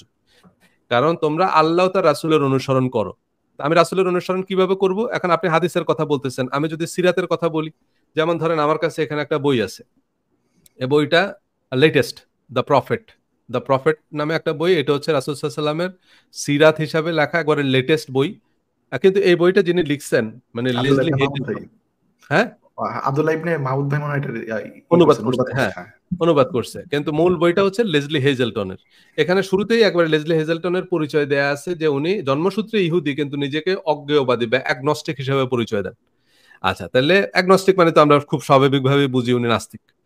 একজন নাস্তিক বা ইহুদি উনি হচ্ছে রাসূল সাল্লাল্লাহু আলাইহি ওয়াসাল্লামের জীবনী নিয়ে একটা বই লিখছে। এখন এখানে তো রাসূল সাল্লাল্লাহু আলাইহি ওয়াসাল্লামের জীবনী লেখা আছে নাকি? এবং এই বইটা বিশ্বজুড়ে আলোচিত হওয়ার পিছনে কারণ যেটা, সেটা হচ্ছে উনি কোনো কথা কিন্তু ওনার নিজের মন থেকে বানিয়ে বলেননি। উনি কিন্তু সব ইসলামের বিভিন্ন সোর্স যেগুলো আছে সেগুলোর রেফারেন্স দিয়েই লিখছে। রাসূল সাল্লাল্লাহু আলাইহি ওয়াসাল্লামের জীবনী উনি বর্ণনা করছে, সেটা কিন্তু সব ভ্যালিড সোর্স দিয়ে লিখছে। কিন্তু কথা হচ্ছে এখন এই যে বইটা, এখানে একজন ইহুদি বা একজন নাস্তিক রাসূল সাল্লাল্লাহু আলাইহি ওয়াসাল্লামের জীবনী লিখছে। এখন এইটাকে কি আমি কোরআনের মতো ধর্মের বিধান হিসেবে মানবো কিনা? অবশ্যই না, তাই না? কারণ হচ্ছে কিন্তু কথাটা হচ্ছে যেটা, এখন কুল আতিউল্লাহ ওয়ার রাসূল যদি বলেন আপনি, তাহলে রাসূলের সিরাত তো সেটার মধ্যেই পড়ে, কারণ সেখানে তো রাসূল সাল্লাল্লাহু আলাইহি ওয়াসাল্লামের জীবনী বলা আছে। তারপর হচ্ছে আমরা যদি ইসলামের ইতিহাসের কথা বলি, এই যে এখানে আমি একটু অ্যাড করতে চাই। আপনি যে বইটা রেকমেন্ড করলেন, আমি একটা বই রেকমেন্ড করে দেই এই ফাঁকে।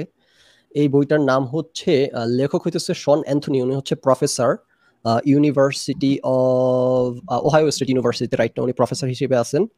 উনি হচ্ছে expert in near eastern language and cultures, এবং উনি হচ্ছে ওনার পিএইচডি করছেন ইউনিভার্সিটি অফ শিকাগো থেকে, মোটামুটি মুসলিম ইতিহাসের উপরে। উনি একটা বই লিখছেন, বইটা সম্ভবত উনি পাবলিশ করছেন 2020 সালে, if I am not mistaken, খুবই রিসেন্টলি, বেসিক্যালি অনেকদিন আগের কথা না। এই বইটা আমি রেকমেন্ড করে দিচ্ছি পড়ার জন্য, কিন্তু হজম হবে না এটা আমি সবাইকে ইয়ে করে দিচ্ছি। এটা খুবই, আমি যে প্রথম পর্বে যে পয়েন্টটা মেক করতে চাচ্ছিলাম বারবার করে, যে হিস্টোরিক অ্যাঙ্গেল থেকে প্রমাণ করার বা ক্রস ভেরিফাই করার চেষ্টা করা। নবীজি সাল্লাল্লাহু আলাইহি ওয়াসাল্লামের জীবনী, আপনি যে বইটা বললেন যে এটা আমাদের মুসলিম সোর্স থেকেই কিভাবে কি বলা হয়েছে ওইটা থেকে, আমি যে বইটা রেকমেন্ড করতেছি এটা খুবই খুবই খুবই স্ট্রিক্টলি একাডেমিক। ভদ্রলোক আমেরিকার একটা টপ ইউনিভার্সিটির প্রফেসর এবং খুবই ভালো ইউনিভার্সিটি থেকে পিএইচডি করছেন। সো উনি যেটা করছেন, আমি যে পয়েন্টগুলো আলোচনা করতে চাই এই বইটাতে সেটাই আছে, যে বিভিন্ন নন ইসলামিক অ্যাঙ্গেল থেকে হযরত মুহাম্মদ সাল্লাল্লাহু আলাইহি ওয়াসাল্লাম নামের কোনো ব্যক্তি আসলেই এক্সিস্ট করছে কিনা, কত কাছাকাছি সময়ে ওনার সম্পর্কে কোনো তথ্য পাওয়া গেছে কিনা। যেমন উনি দুইটা রেফারেন্স দিবেন নবীজি সাল্লাল্লাহু আলাইহি ওয়াসাল্লামের এক্সিস্টেন্সের ব্যাপারে, দুইটা রেফারেন্সই হচ্ছে খ্রিস্টিয়ানদের কাছ থেকে, এবং দুইটাই হচ্ছে একজন ভদ্রলোক উনি বাইবেল পড়ার সময় বাইবেলের একটা পৃষ্ঠার মধ্যে এরকম করে লিখে রাখছিল আর কি কিছু ইভেন্ট নবীজি সাল্লাল্লাহু আলাইহি ওয়াসাল্লামের মৃত্যুর 10 বছর পর। তো সেইখানে মুহাম্মদ নামটা কয়েকবার, হ্যাঁ 2 ইয়ার্স, আচ্ছা তাহলে ওকে। তো সেখানে মুহাম্মদ নামটা কয়েকবার উল্লেখ হয়েছে। তারপর আরেকটা পাওয়া গেছিল যে এরকম রেফারেন্স, তাও একজন খ্রিস্টিয়ান, তাও বাইবেলের মধ্যে সম্ভবত লিখে রাখছিল, সেখানে আরো কিছু ডিটেলস। সো যাই হোক, আমি আর এই বইটা নিয়ে এখন আলোচনা ডিটেলসে ঢুকতেছি না, কিন্তু কথা হচ্ছে এই বইটা আমি মানে রেকমেন্ড করলাম আর কি আরেকটা বই পড়ার জন্য, কিন্তু এটা খুবই স্ট্রিক্টলি একাডেমিক এবং খুবই স্ট্রিক্টলি আনবায়াসড একটা বই। হ্যাঁ রাইট। এখানে ভাই একটা জিনিস বোধহয় আমার অ্যাড করা প্রয়োজন, সেটা হচ্ছে যে ওয়েস্টার্ন একাডেমিয়ার ট্রেডিশনের সাথে আমাদের যেই ইসলামিক যেই ট্রেডিশনটা, সেটার এক জায়গায় একটু পার্থক্য আছে। পার্থক্যটা কোথায়? এটা একটা খুবই ফান্ডামেন্টালি পার্থক্য। সেটা হচ্ছে ওয়েস্টার্ন একাডেমিয়ার এখন যেই স্ট্যান্ডার্ড, সেখানে হচ্ছে যে কোনো একটা জিনিস সেটা যদি আপনি হিস্টোরিসিটি প্রুফ করতে যান, সেটার অবশ্যই লিখিত বা আর্কিওলজিক্যাল কোনো একটা এভিডেন্স আপনার হাতে এক্সিস্ট করতে হবে। বাট ইসলামিক ট্রেডিশনে কিন্তু আমরা ওরাল সোর্সের উপরে অনেক এমফেসিস এখন আপনি যদি অবজেক্টিভিটির আলোচনায় আসেন, তাহলে তো মানে মনে করেন যে ওরাল যেই ট্রেডিশনটা, সেটাকে তো আপনি অবজেক্টিভ হিসাবে প্রুফ করা সম্ভব না। এখন সমস্যাটা হচ্ছে যে আমরা তো আসলে মানে ইমান আনছি অবজেক্টিভিটির উপরে, মানে এই জায়গাটা থেকে যাবে না। তো আমি তোমার শুরুতেই তো বলে দিচ্ছি স্ট্রিক্টলি একাডেমিক,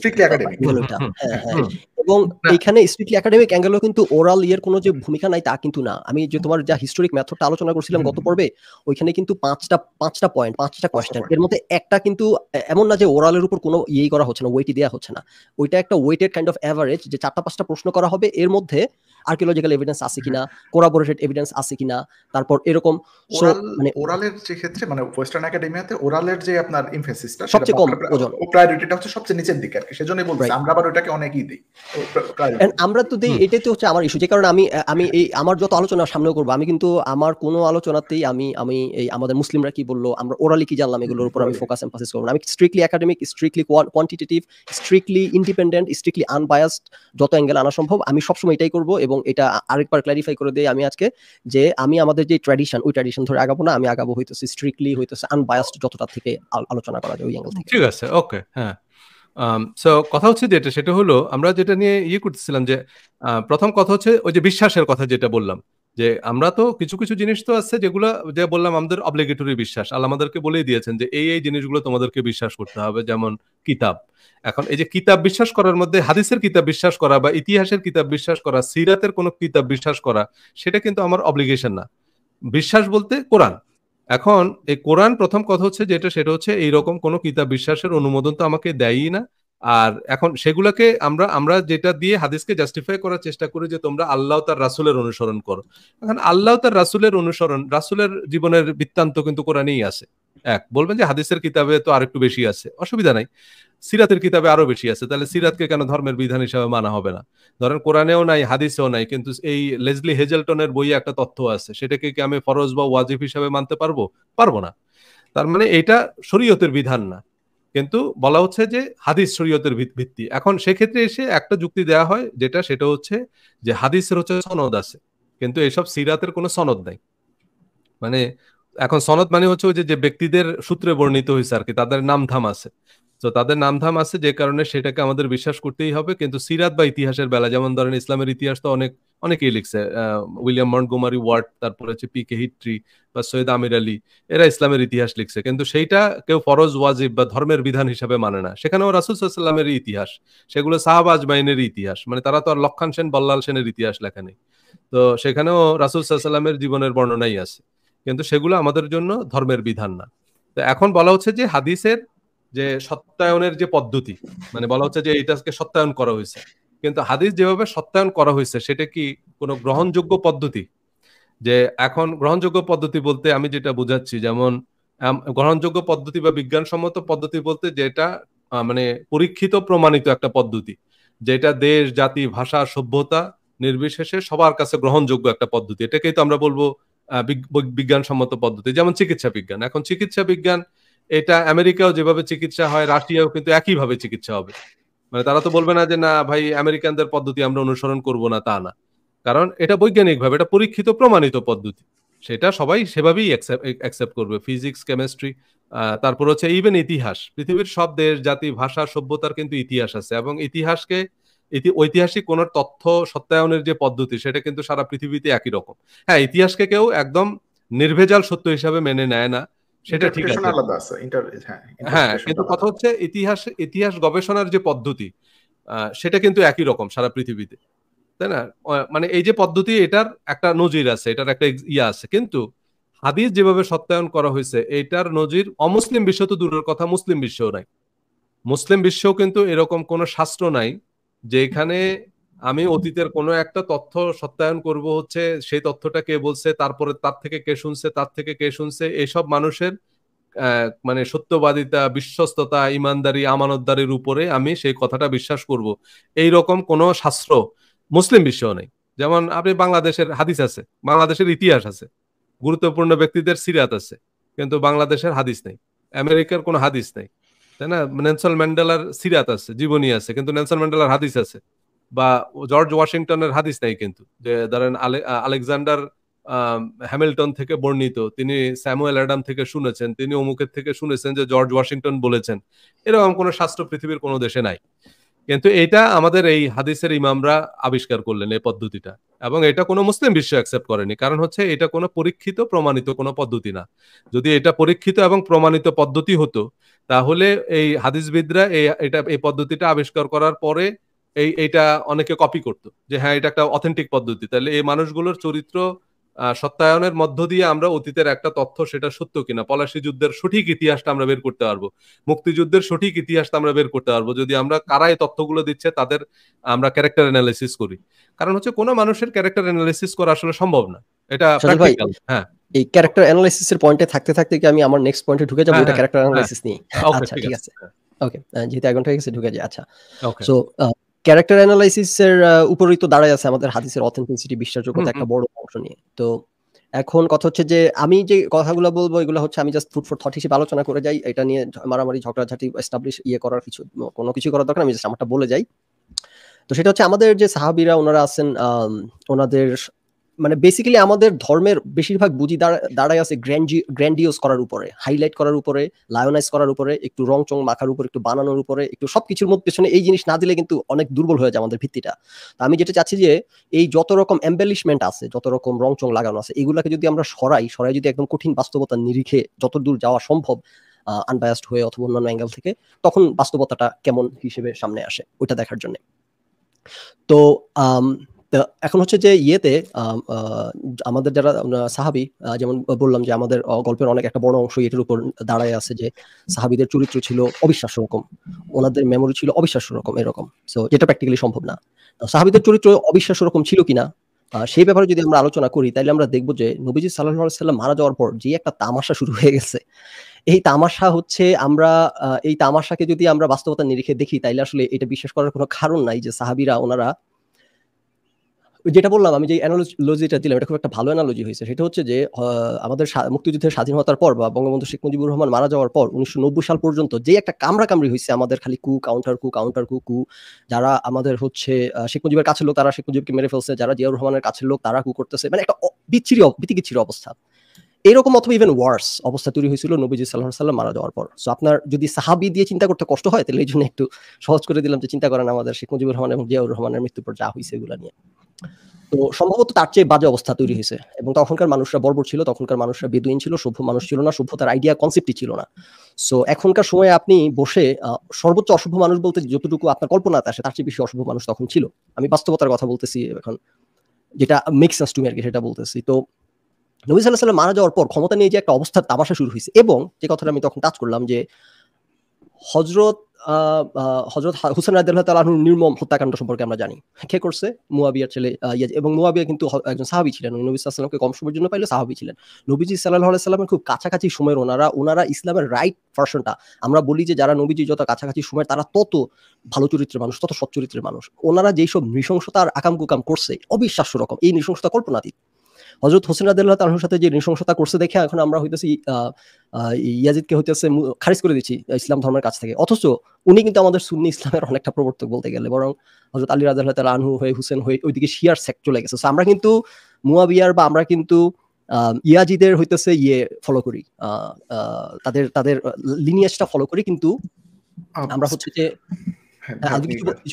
আমার যেমন আপনার এটা শেষ করেন, এরপরে আমি যে জিনিসগুলো হাইলাইট করতেছি ওগুলো হয়তো একটু আমি আলোচনা করবো আমার যে ব্যাপারগুলোতে। আচ্ছা, সো সেখানে হযরত আয়েশা রাদিয়াল্লাহু তাআলা আনহুর সাথে হযরত আলী রাদিয়াল্লাহু তাআলা আনহুর যুদ্ধ হইছে, অবিশ্বাস্য ব্যাপার। নবী সাল্লাল্লাহু আলাইহি ওয়াসাল্লামের স্ত্রীর সাথে নবী সাল্লাল্লাহু আলাইহি ওয়াসাল্লামের কাজিনের যুদ্ধ হইছে, মেয়ের জামাই। হ্যাঁ, তারপর আবার হযরত উসমান রাদিয়াল্লাহু তাআলা আনহুকে মারতে গেছে আবু বকর রাদিয়াল্লাহু তাআলা আনহুর ছেলে, এবং এনারা সবাই যেহেতু নিজেদের মধ্যে বিয়ে শাদী হয়েছে, নিজেদের মধ্যে সম্পর্ক হয়েছে, নিজেদের মধ্যে হইতেছে ক্ষমতার ভাগ বাটোয়ারা হয়েছে, এরা প্রত্যেকের পিছনে গালাগালি, একজন আরেকজনকে কাফের টাফের ফতোয়া দিয়ে মিথ্যাবাদী বলে, মানে একটা খুবই নোংরা বাজে অবস্থা। তো এর মধ্যে আপনারা যদি তখনকার ইতিহাস দেখেন যে, এবং অবশ্যই যখন শিয়া এবং স্প্লিট হয়েছে, কি বলে যে শিয়া সুন্নি স্প্লিট হয়েছে, সেখান থেকে আমি এই আলোচনাটাই কারণে তুলছি, দুইটা কারণ। একটা হচ্ছে শিয়া সুন্নি স্প্লিটকে হাইলাইট করার জন্য, একটা হইতেছে যে নবী সাল্লাল্লাহু আলাইহি ওয়াসাল্লামের মৃত্যুর পর যে একটা অবস্থা তৈরি হয়েছে, এতে করে যে চারিত্রিক সনদ দেওয়া হয় আমি এটার সাথে কোনো মিল খুঁজে পাই না। খুবই বাজে রকম ক্ষমতা লড়াই, খুবই বাজে রকম লোভের লড়াই, খুবই বাজে রকম অর্থবিত্ত প্রভাব প্রতিপত্তির লড়াই। একেবারে এখন আমরা যা দেখি তার চেয়ে আই উড সে বাজে অবস্থা ছিল। আচ্ছা, যা হোক, সো যে ক্যারেক্টার সার্টিফিকেটটা দেওয়া হয় এটার সাথে আমি বাস্তবতার কোনো মিল খুঁজে পাই না। নাম্বার ওয়ান, সাহাবী বলেই, এবং যে কথা বললাম যে আমাদের আশারা মুবাশশারার যেই ঘোষণা দিয়ে গেছেন নবীজি সাল্লাল্লাহু আলাইহি ওয়াসাল্লাম, তারা পর্যন্ত মারা পড়ছেন এইসব ইন্টারনাল কুন্দলের মধ্যে পড়ে। তারপর হচ্ছে মানে জায়গা, সেটা আশা করি যতটুকু বোঝার সবাই জানেন। যে কথাটা পয়েন্টটা উল্লেখ করতে যাচ্ছি, যে শিয়াদের কিন্তু একটা ভার্সন আছে হাদিস কালেকশনের, তারা কিন্তু 4টা ভিন্ন হাদিসের তাদের বই আছে। তারা কিন্তু আমাদের যে সুন্নিদের যে হাদিসের বই বা আমাদের যে 6টা সিয়াসিত আছে, ওরা কিন্তু এটাকে অ্যাকসেপ্ট করে না। সো ওদের যে 4টা হাদিসের বই, সেগুলোর নাম হচ্ছে আল কাফি, আল ফাকি, আল কিতাবি, বা একটা কি জানি আল ইস্তিবার, হোয়াটএভার।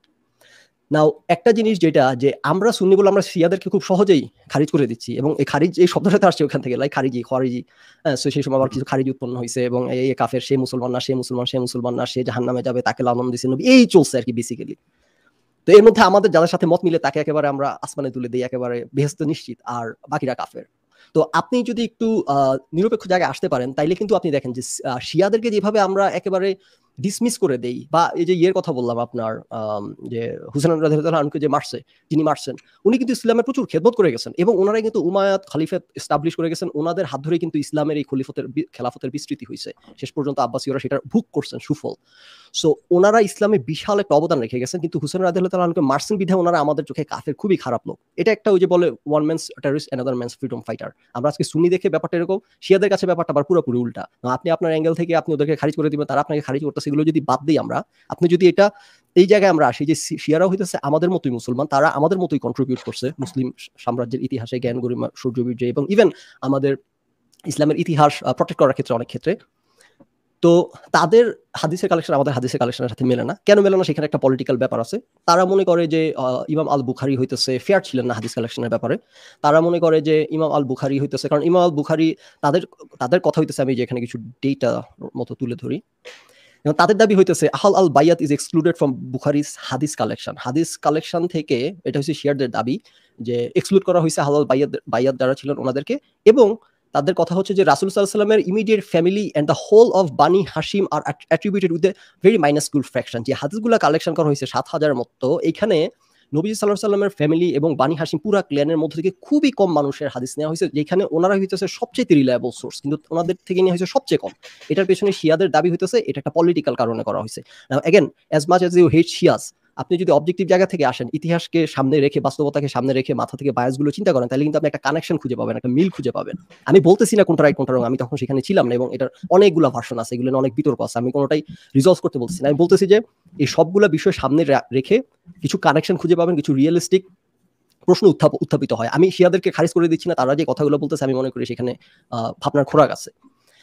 এবং তারা বলতেছে যে the period when the hadith were being recorded was the rulership of Umayyads. হ্যাঁ, তো উমাইয়াদের সময়ে যেই খালিফাতের সময় হচ্ছে যে হাদিসগুলো লিপিবদ্ধ করা হয়েছে, পরবর্তীতে এগুলা থেকে অনেক কিছু নিচে হইতেছে ইমাম আল বুখারী। সো উমাইয়াদের সময়ে যেহেতু তারা সুন্নি এবং মানে শিয়া বা হযরত হুসেন রাদিয়াল্লাহু আনহুকে সেই সময় পারসিকিউট করা হয়েছে, নবী সাল্লাল্লাহু আলাইহি ওয়াসাল্লামের পরিবারের মেম্বারদেরকে খুবই জঘন্যভাবে পারসিকিউট করা হয়েছে, তাদেরকে রীতিমতো কোনো স্থানই দেওয়া হয় নাই। সো সেই সময়টাতে রাজনৈতিকভাবে হাদিস কালেকশনের ক্ষেত্রেও এরকম একটা পক্ষপাত দুষ্টতা বলা যায় না, বা পরিবেশ পরিস্থিতি প্রেক্ষাপট এমন ছিল না যে এখানে হইতেছে নবী সাল্লাল্লাহু আলাইহি ওয়াসাল্লামের ফ্যামিলি মেম্বার বা গোত্রের লোক বা খুব কাছের লোক, তাদের কাছ থেকে হাদিস কালেকশন করার বাস্তবতা তখন ছিল না, বিরাজ করে নাই। যেই কারণে হযরত ইমাম আল বুখারী যখন হাদিস কালেক্ট করছেন, ওনার একটা বড় অংশ হইতেছে সবচেয়ে নির্ভরযোগ্য অংশটার কাছ থেকে আসে নাই, নবী সাল্লাল্লাহু আলাইহি ওয়াসাল্লামের পরিবারের সদস্যদের কাছ থেকে আসে নাই।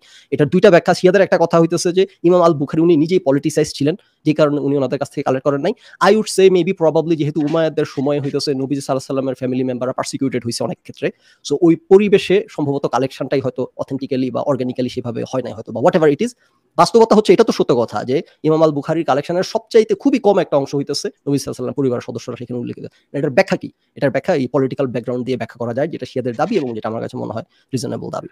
আচ্ছা, আর আলবি তুমি কি অ্যাড করবে এখানে? আমার মনে হয় একটা পয়েন্ট আছে নাকি? ওকে, আই গেস এই তো মোটামুটি এরকম আর কি। সো তখনকার পলিটিক্যাল বাস্তবতায় তখন নবী সাল্লাল্লাহু আলাইহি ওয়াসাল্লামের মৃত্যুর পর যে খালিফাত হইছে এবং খেলাফত হইছে বা খালিফাত ছিল, এবং তখনকার সময় যেইভাবে পারসিকিউশন হইছে এক গোত্র আরেক গোত্রকে, নবী সাল্লাল্লাহু আলাইহি ওয়াসাল্লামের পরিবার বর্গদেরকে, উমাইয়াদ গোত্র এবং তাদের, মানে এটা খুবই বাজে বিশ্রী নোংরা একটা সময় ছিল। সো সেই সময়ের যে ওনাদের যে চরিত্রের বর্ণনা করা হয়, আমি এটার সাথে আমরা যে দেখছিলাম না জিওটি গেম অফ থ্রোনসে রেড ওয়েডিং যে ঘটনাটা দেখছিলাম, যেরকম সবাইকে দাওয়াত করে এনে দরজা বন্ধ করে একটা বিয়ের প্রোগ্রামে দাওয়াত করে আনে, তারপর দরজা বন্ধ করে সবাইকে ম্যাসাকার করে। এই ঘটনা কিন্তু সত্য ঘটনা, আমাদের খিলাফতের সময় ঘটছে। তা আপনি বলতে পারেন যুদ্ধের মধ্যে সবকিছুই জায়েজ, like everything is fair in love and war, কিন্তু কথা হচ্ছে যে এমন সব নৃশংস ঘটনা ঘটানো হয়েছে এবং এগুলা আমাদের সাহাবীদের সাথে, নবী সাল্লাল্লাহু আলাইহি ওয়াসাল্লামের বংশধরদের সাথে, এবং তারা যে পরিমাণ খুনাখুনি করছে এবং যে পরিমাণ একজন আরেকজনকে কাফের ফতোয়া দিয়েছে, জাহান্নামী ফতোয়া দিয়েছে, আর যা করছে, এসব বাস্তবতার সামনে রাখলে আসলে যেই ক্যারেক্টারের যে সার্টিফিকেট দেয়া হয়, I don't know how much of it makes sense. Okay, বলো।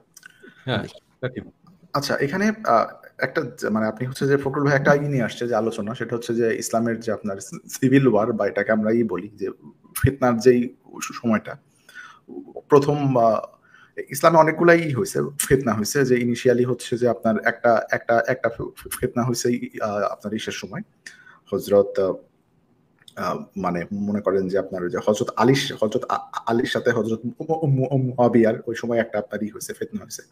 এরপর একটা সেকেন্ড ফিতনা আবার হয়েছে আপনার ইসের সময়, ওই যে ইয়াজিদের সাথে ইমাম হুসাইনের যে যুদ্ধটা, ওইটা। এরপরে তো মনে করেন যে যে আহলুল বাইত বা রাসূলের ফ্যামিলির মানুষ যন্ত্র থেকে সরে আসলো, যে হযরত আলীর সাথে যে ফাতিমার হলো, এটা আরেকটা ফিতনা। হ্যাঁ, হযরত আয়েশা, জি জি জি, হযরত আয়েশা আর অ্যাকচুয়ালি হযরত আয়েশা এবং ইয়ের সাথে মুআবিয়ার সাথে যে হযরত আলীর যেটা হয়েছিল, যুদ্ধটা হয়েছিল, এটা আসলে একই সমসাময়িক, একই সময়ে, এটা আসলে একই ঘটনাকে কেন্দ্র করেই আর কি, এবং একই ঘটনাকে কেন্দ্র করে। সেটা হচ্ছে হযরত ওসমান হত্যার প্রতিশোধ হিসেবে, প্রতিশোধ নাই আলী নিতে চান নাই দেখে। হ্যাঁ, এবং সেটার পিছনে কিন্তু একটা পলিটিক্স আছে, এটার পিছনে আলীকে যারা ক্ষমতায় আছে তারাই জড়িত ছিল বলে আমি বলতে চাইছি, যেখানে একটা খুব নোংরা পলিটিক্স চলছে। আমি আসলে এই ইতিহাসের আলোচনাটাতে আমি আসলে আগ্রহী না, মানে আমি পার্টিকুলারলি আগ্রহী না এই জন্য যে আমরা যদি হাদিস নিয়ে যদি পার্টিকুলারলি আলোচনা করতে যাই, আমাদের এত আগে আসলে আমি যেগুলো বলছি এগুলোকে অ্যাড্রেস করার প্রয়োজন নাই, তুমি তোমার পয়েন্ট বলো, আমি জাস্ট আমার কাছে মনে হয় যে হাদিসের অথেন্টিসিটি নিয়ে যদি আলোচনা করতে যাই, আমাদের এত আগেও যাওয়ার কোনো প্রয়োজন নাই। বিকজ আমরা আমি কেন গেছি আলবি, এই জিনিসটা একটু ক্লিয়ার করি যে ইমাম বুখারী যে কালেক্ট করছেন, একটা বড় অংশ কালেক্ট করছেন তার আগে, ওনার আগে উমাইয়াদ খলিফাতের আন্ডারে যে অলরেডি কালেক্ট করা হয়েছে, ওখান থেকে একটা লার্জ চাঙ্ক নিছেন। এবং যেহেতু ওখান থেকে একটা লার্জ চাঙ্ক নিছেন, ওই সময়কার পলিটিক্সটা, ওই সময়কার যারা মানুষ ছিলেন তাদের ক্যারেক্টারটা বোঝা নাম্বার 1। নাম্বার 2, উমাইয়াদ খলিফাতের সময় যেহেতু নবী সাল্লাল্লাহু আলাইহি ওয়াসাল্লামের পরিবারের সদস্যরা পারসিকিউটেড হয়েছেন, যেই কারণে খুব সম্ভবত নবী সাল্লাল্লাহু আলাইহি ওয়াসাল্লাম পরিবারের সদস্যদের খুব একটা পাওয়া যায় না। ওই প্রেক্ষাপটটা তো খুবই স্ট্রংলি রেলেভেন্ট, এই জন্য আমি আলোচনায় আছি। আচ্ছা, এখানে হচ্ছে যে আপনার ওই হাদিসের অথেন্টিকেশন, মানে অথেন্টিসিটি নিয়ে যদি আমরা আলোচনা করতে যাই, যে বুখারীর হাদিস গুলা সবগুলো হাদিসই আসলে কিনা অথেন্টিক কিনা, আমাদের ইতিহাসের আসলে এত আগেও যাওয়ার কোনো প্রয়োজন নেই। বিকজ ফিতনার যে যুদ্ধগুলা, এটা কিন্তু মোটামুটি 681 মধ্যেই সবগুলা আপনার হয়ে গেছে। রাসূল সাল্লাল্লাহু আলাইহি সাল্লামের মৃত্যু হয়েছে 632-এ। Within 50 years it ended. আমি পয়েন্টটা করতে চাইছি, এটা একটু আমি ক্লারিফাই করি, সেটা আমি বুঝতে চাইছি। নবী সাল্লাল্লাহু আলাইহি সাল্লামের সাহাবী পরিবারের সদস্যরা যেই পরিমাণ কামড়াকামড়ি করছে, এবং যেই পরিমাণ, যদি আমি আনবায়াসড হই, অনেক কিছু জাস্টিফাইড না, ক্ষমতার লোভে, লোভে। যেমন হযরত আলী রাদিয়াল্লাহু তাআলা আনহুকে এই ফিতনাটা হইছে এই কারণে যে হযরত আয়েশা রাদিয়াল্লাহু তাআলা আনহু, উনি বিশ্বাস করতেছিলেন আলী রাদিয়াল্লাহু তাআলা আনহু উসমান রাদিয়াল্লাহু তাআলা আনহু হত্যাকারীদের বিরুদ্ধে কোনো ব্যবস্থা নেয় নাই, কারণ তারা আলী রাদিয়াল্লাহু তাআলা আনহুকে ক্ষমতায় আসায় হেল্প করছে। আমি সেগুলোর ইতিহাস বাদ দিলাম, যে কারণে পয়েন্টটা মেক করতে চাইছি, নবী সাল্লাল্লাহু আলাইহি সাল্লামের ইমিডিয়েট সাহাবীরা যদি এই অবস্থা করে, তারপরে যে এখানে কিন্তু ভাই এখান থেকে ভাই একটা জিনিস খুবই ইম্পর্টেন্ট, সেটা হচ্ছে যে আপনি আপনার আর্গুমেন্টটা বুঝতে পারছি, যে আপনি হচ্ছে হিস্টোরিক্যাল যে ইগুলা হয়েছে, সমস্যাগুলো হয়েছে ওই সময়টাতে, সিভিল আনরেস্ট হয়েছে, সেটা অ্যাড্রেস করতে চাইতেছেন, এবং এটা ভ্যালিড পয়েন্ট, কোনো সন্দেহ নেই। একই সাথে আমাদের একটা জিনিস দিতে হবে, যে আপনি যেই সাহাবীদের এক্সাম্পল গুলো আনলেন, ওনারা কিন্তু ছিলেন রাজনৈতিক সাহাবী। অর্থাৎ ইসলাম যখন এক্সপ্যানশন হয়েছে, এটা কিন্তু এক্সপ্যানশন একমুখী এক্সপ্যানশন হয়নি। একটা এক্সপ্যানশন ছিল আপনার রাজনৈতিক যেই আপনার এস্টাবলিশমেন্টটা, সেটার মাধ্যমে এক্সপ্যানশন। আরেকটা এক্সপ্যানশন ছিল যে রাসূলের যে আধ্যাত্মিক যে শিক্ষাটা, সেটারও কিন্তু আরেকটা এক্সপ্যানশন হয়েছে। সুতরাং আপনি এখন যেই যুদ্ধ বিগ্রহের কথাগুলো দিতেছেন, সেগুলো হচ্ছে মেইনলি যারা আপনার পলিটিক্যাল এস্টাবলিশমেন্ট, ওনাদেরই মূলত আপনি আসলে আলোচনাগুলো আনছেন। সো এখন এই আলোচনাটা আমি মত করতেছি, বা আমি একটু এখানে অ্যাড করতেছি এই জন্যই, যে আপনি যদি ঢালাও ভাবে এই জিনিসটার উপরে স্ট্রেস দেন যে সাহাবীদের চরিত্রিক সমস্যা আছে, অথবা ওনারা খুবই ভায়োলেন্ট, সেটা যদি আমরা যাই, তাহলে আমরা কিন্তু ইসলামটা ওনাদের মাধ্যমেই আসছে, আমাদের পর্যন্ত যে ইসলামটা আসছে সেটা ওনাদের মাধ্যমে আসছে। তো এখন এটার মানেটা হচ্ছে তাহলে কি, যে অসভ্য মানুষের এই একটা কনফ্লিক্ট আমাদের বারবার হচ্ছে। আমি ক্লারিফিকেশনটা কিন্তু প্রথমেই দিয়ে নিছি, আমি কিন্তু যথেষ্ট যথাসম্ভব অবজেক্টিভ এবং আনবায়াসড হওয়ার চেষ্টা করতেছি। যখন তুমি যদি এই কথা বলো যে ওনাদের মাধ্যমে ধর্ম আসছে, তাহলে ওনাদেরকে নিয়ে প্রশ্ন তুলে তো ধর্মকে প্রশ্ন তোলা হতে করে না, আমি ধর্ম এখানে রাখতে যাচ্ছি না, আমি খুব স্ট্রিক্টলি আনবায়াসড পয়েন্ট থেকে আলোচনা করতে যাচ্ছি, যে সেই সময়ে এখানে জিনিসটা হইতেছে যে আপনি যে মানে আমার যেটা পয়েন্ট, সেটা হচ্ছে যে ফিতনা হয়েছে, এই ব্যাপারে কোনো সন্দেহ নেই, কিন্তু সবাইকে এটার সাথে মানে ইনভলভমেন্টের যে আর্গুমেন্টটা, ওইখানে আমি একমত না। এটা হচ্ছে স্ট্রিক্টলি শুধুমাত্র যারা রাজনৈতিক সাহাবী ওনাদের। এবং আমরা আরেকটা জিনিসটা হচ্ছে যে আমরা রাজনৈতিক সাহাবীদের আলোচনায় আসলে হয়, বিকজ আমরা যখন ইতিহাস পড়তে যাই, তখন আমরা কিন্তু কোনো একটা পার্টিকুলার সময়ের রাজা, এরপরে হচ্ছে তার সেনাপতি, এদেরই কিন্তু আলোচনাগুলো হয়। ওই সময়ের আলেমকে বা ওই সময়ের স্কলার মানুষজনকে সেই আলোচনা কিন্তু হয় না। তো ইতিহাস আসলে লেখাই হয় আপনার যুদ্ধ বিগ্রহের উপরে, ঠিক আছে? সুতরাং আলভি এই এখানে আরেকটা পয়েন্ট আমি একটু মেক করি তাইলে। আমি যে পয়েন্টটা করতেছিলাম ভুলে গেছিলাম, আরো কিছু পয়েন্ট মাথায় আসতেছে। ওনাদের চরিত্র নিয়ে কথা বলতে যাচ্ছিলাম, তো ওনারা যে কত রকম আকাম সেই সময়টাতে করছে, তখন আমি বলি ওনাদের চরিত্র নিয়ে আমার প্রশ্ন আছে, এই জন্য আমি বলতেছি যে তোমার ট্যাক্স কালেকশনের যে একটা নিয়ম ছিল আমাদের, ওই যে কি বলে জিজিয়া কালেকশনের জন্য, হ্যাঁ তখন হইতেছে খ্রিস্টানদেরকে এবং অন্যান্য বিধর্মীদেরকে ইসলাম ধর্মে কনভার্ট করতে ইভেন বাধা দেওয়া হয়েছে সিস্টেমেটিক্যালি। কারণ এরা যখন কনভার্ট হওয়া শুরু করছে, কারণ অনেকেই গরিব মানুষজন তারা এই পরিমাণ জিজিয়া দেওয়ার মতো আর্থিক অবস্থা তাদের নাই, তো তারা ইসলাম ধর্মে কনভার্ট করা শুরু করছে। এখন এই পরিমাণ মানুষ ইসলাম ধর্মে যখন কনভার্ট করতেছে, যখন বিধর্মীর পরিমাণ কমে যাচ্ছে, কর তোলার পরিমাণ কমে যাচ্ছে, তখন এই রুলাররা সেটা তো বাধা দেওয়ার চেষ্টা করছে, কারণ তাদের কর কম আসতেছে। রুলার ইতে আপনি কি মিন করতেছেন? এটা কি হযরত ওমরের সময়? না উমর না, আরো পরে এই যে এই যে তোমার আই উড সে ওরা তো সাহাবী না, ওনারা তো সাহাবী না, আমরা তো পার্টিকুলারলি সাহাবীদের নিয়ে আমি আমি বলতেছি যে চেইনটা ধরা হইছে, যে হাদিস কালেকশনের যে চেইনটা, এই পিরিয়ডটা যে সময়টার উপর দিয়ে গেছে, এই সময়ে মানুষজন কি করে বেড়াইছে এবং যাদেরকে আমরা ভালো চরিত্রের মানুষ জানি, সেটা সেই পয়েন্টটা আমি করতে যাচ্ছি। না আমরা হচ্ছে যে এখানে কিন্তু ভাই একটা জিনিস হচ্ছে যে আলোচনাটা, মানে এখানে একটা সাটল পার্থক্য আছে। এই জিনিসটা হচ্ছে যে যারা রাষ্ট্র পরিচালনা, যুদ্ধ বিগ্রহ এগুলোর সাথে অ্যাফিলিয়েটেড ছিলেন, ওনারা কিন্তু এই আধ্যাত্মিক যেই আপনার এইটা লিগেসিটা ইসলামের, ওটার থেকে কিন্তু ওনারা আলাদা। কিন্তু এখানে তো আমি কারণ এই পয়েন্টটা আলোচনা করছি যে পলিটিক্স এর খুব স্ট্রংলি ইনফ্লুয়েন্স ছিল তখন কিছু গ্রুপকে, যে কারণে বললাম যে তোমার নবী সাল্লাল্লাহু আলাইহি ওয়াসাল্লামের পরিবারের সদস্যদের সংখ্যা কম কেন, এদেরকে সাপ্রেস করা হয়েছে পলিটিক্যালি। সো পলিটিক্সটাকে তো ডিসোসিয়েট করা যাচ্ছে না, কারণ এখানে পলিটিক্যাল। কিন্তু ভাইয়া এখানে একটা জিনিস কিন্তু আমাদের আবার মনে রাখতে হবে যে শিয়া এবং সুন্নি যেই স্প্লিটটা এখন আমরা এইতেছে যে মানে বলতেছি যে এরা শিয়া এরা সুন্নি, এটা কিন্তু আপনার এতটা প্রমিনেন্ট আপনার ইনিশিয়ালি হয় নাই। ইনিশিয়ালি শিয়া নামের কোনো শব্দই ছিল না। ইনিশিয়ালি যে শব্দটা ছিল শিয়াতুল আলী, মানে হচ্ছে আলীর অনুসারীরা, শিয়া শব্দটা ওইখান থেকে আসছে। আর এটারও যে আপনার যে ফর্মাল যেটা ওনাদের ছিল নাম, সেটা হচ্ছে আহলুল বাইতের অনুসারী, অর্থাৎ যারা রাসূলের ফ্যামিলিকে এন্ডোর্স করতেছে, ওইটা এক দল। আর আরেকটা হচ্ছে কি উমাইয়াদেরকে যারা এন্ডোর্স করতেছে, ওইটা হচ্ছে আরেক দল। এবং এই ইনিশিয়ালি কিন্তু উপভাগটা এরকমই ছিল। আর আরেকটা জিনিস হচ্ছে যে শিয়াদের সমস্ত সোর্স গুলাকে আমরা একদমই করে ফেলছি, আলাদা করে ফেলছি, ব্যাপারটা কিন্তু সেটা না।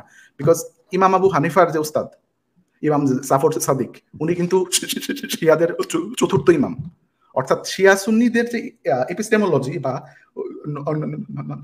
নলেজের সোর্স, এটা যদি শুরু থেকেই একদম আলাদা হইতো, সেই ক্ষেত্রে আমরা এই পারতাম যে ওরা একদম আলাদা ওয়েতে ইভলভ করছে, আমরা আলাদা ওয়েতে ইভলভ করছি। বিষয়টা কিন্তু সেরকম না। সুন্নি এবং শিয়াদের অনেকদিন পর্যন্তই একটা সাধারণ সোর্স ছিল।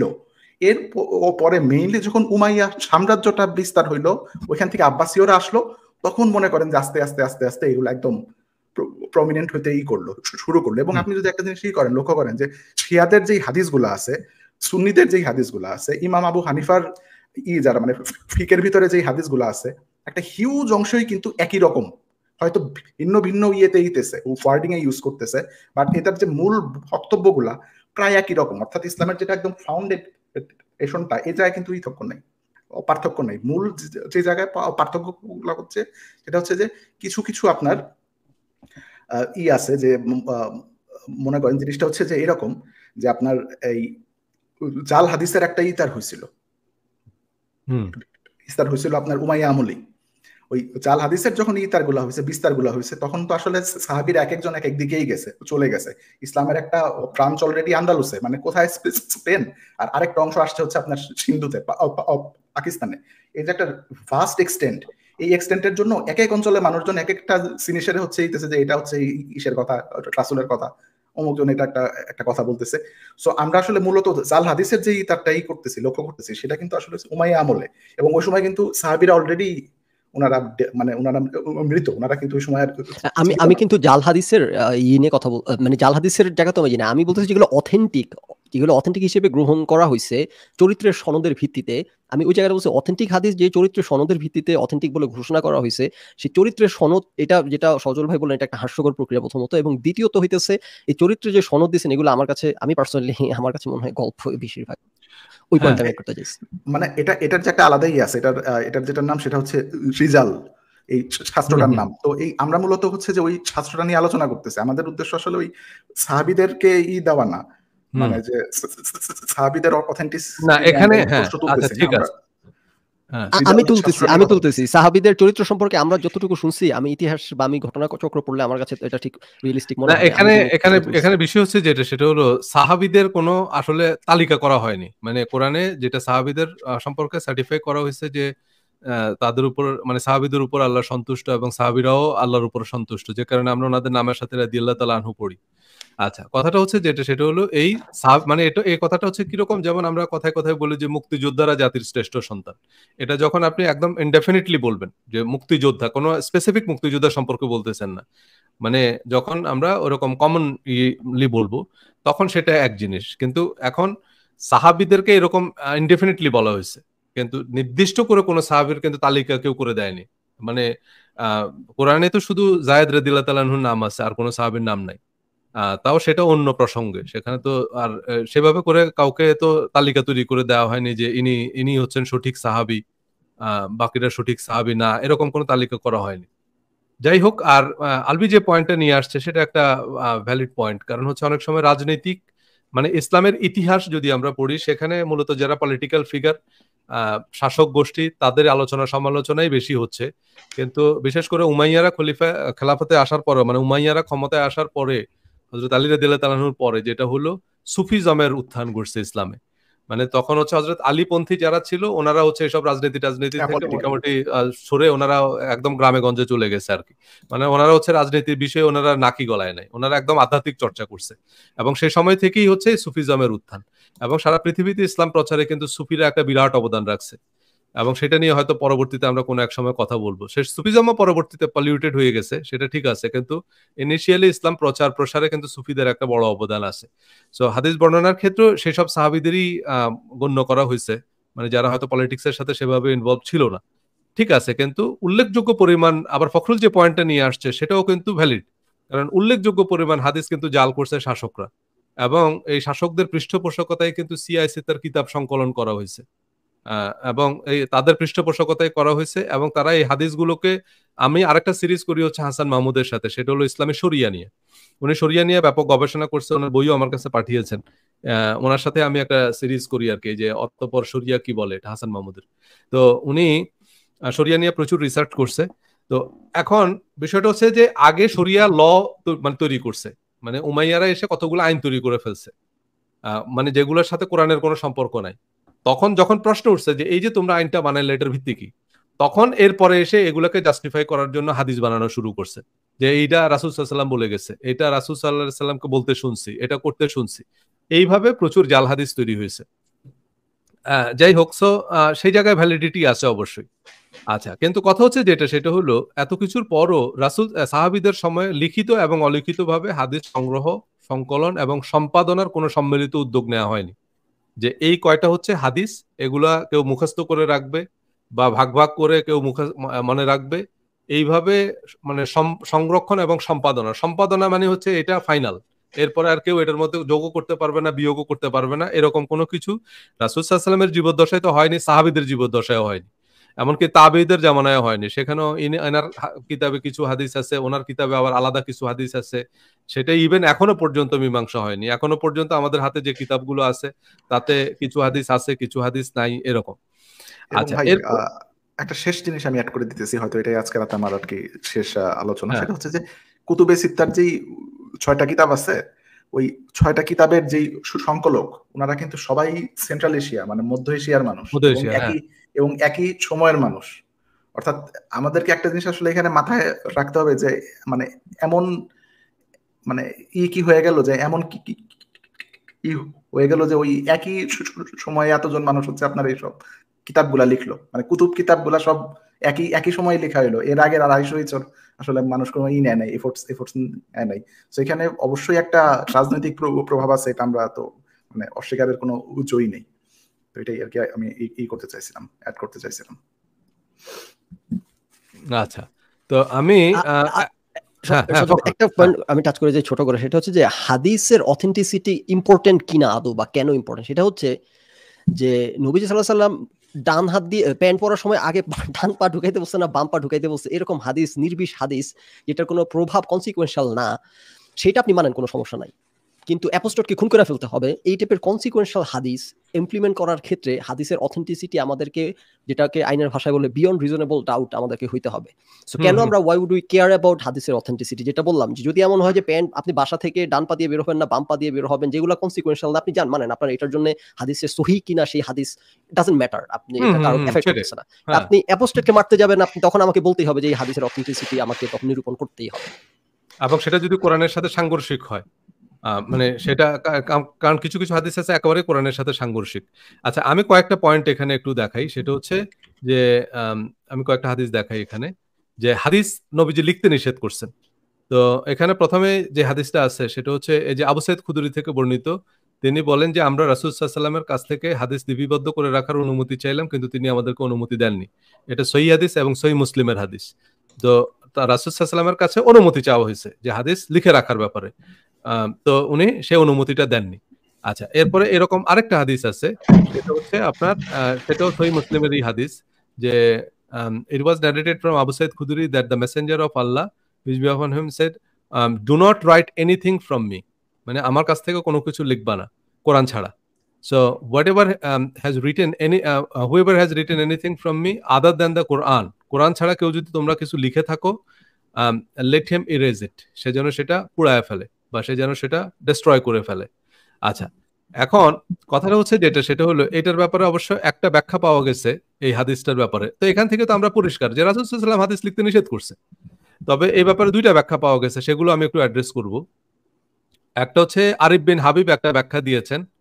উনি ব্যাখ্যাটা দিয়েছেন হচ্ছে যে এই যে হাদিসটা, এইটা হচ্ছে ইসলামের প্রথম যুগে, মানে ইসলামের প্রথম যুগে যখন হাদিস লেখার অনুমতি চাওয়া হয়েছে তখন রাসূল সাল্লাল্লাহু আলাইহি ওয়াসাল্লাম সে অনুমতি দেননি, কিন্তু পরবর্তীতে রাসূল সাল্লাল্লাহু আলাইহি ওয়াসাল্লাম সে অনুমতি দিয়েছেন। এটা হচ্ছে মুফতি আরিফ বিন হাবিবের একটা ব্যাখ্যা। উনি বড় শায়খুল হাদিস, মানে বুখারী শরীফের দর্শ দেন উনি কওমি মাদ্রাসায়।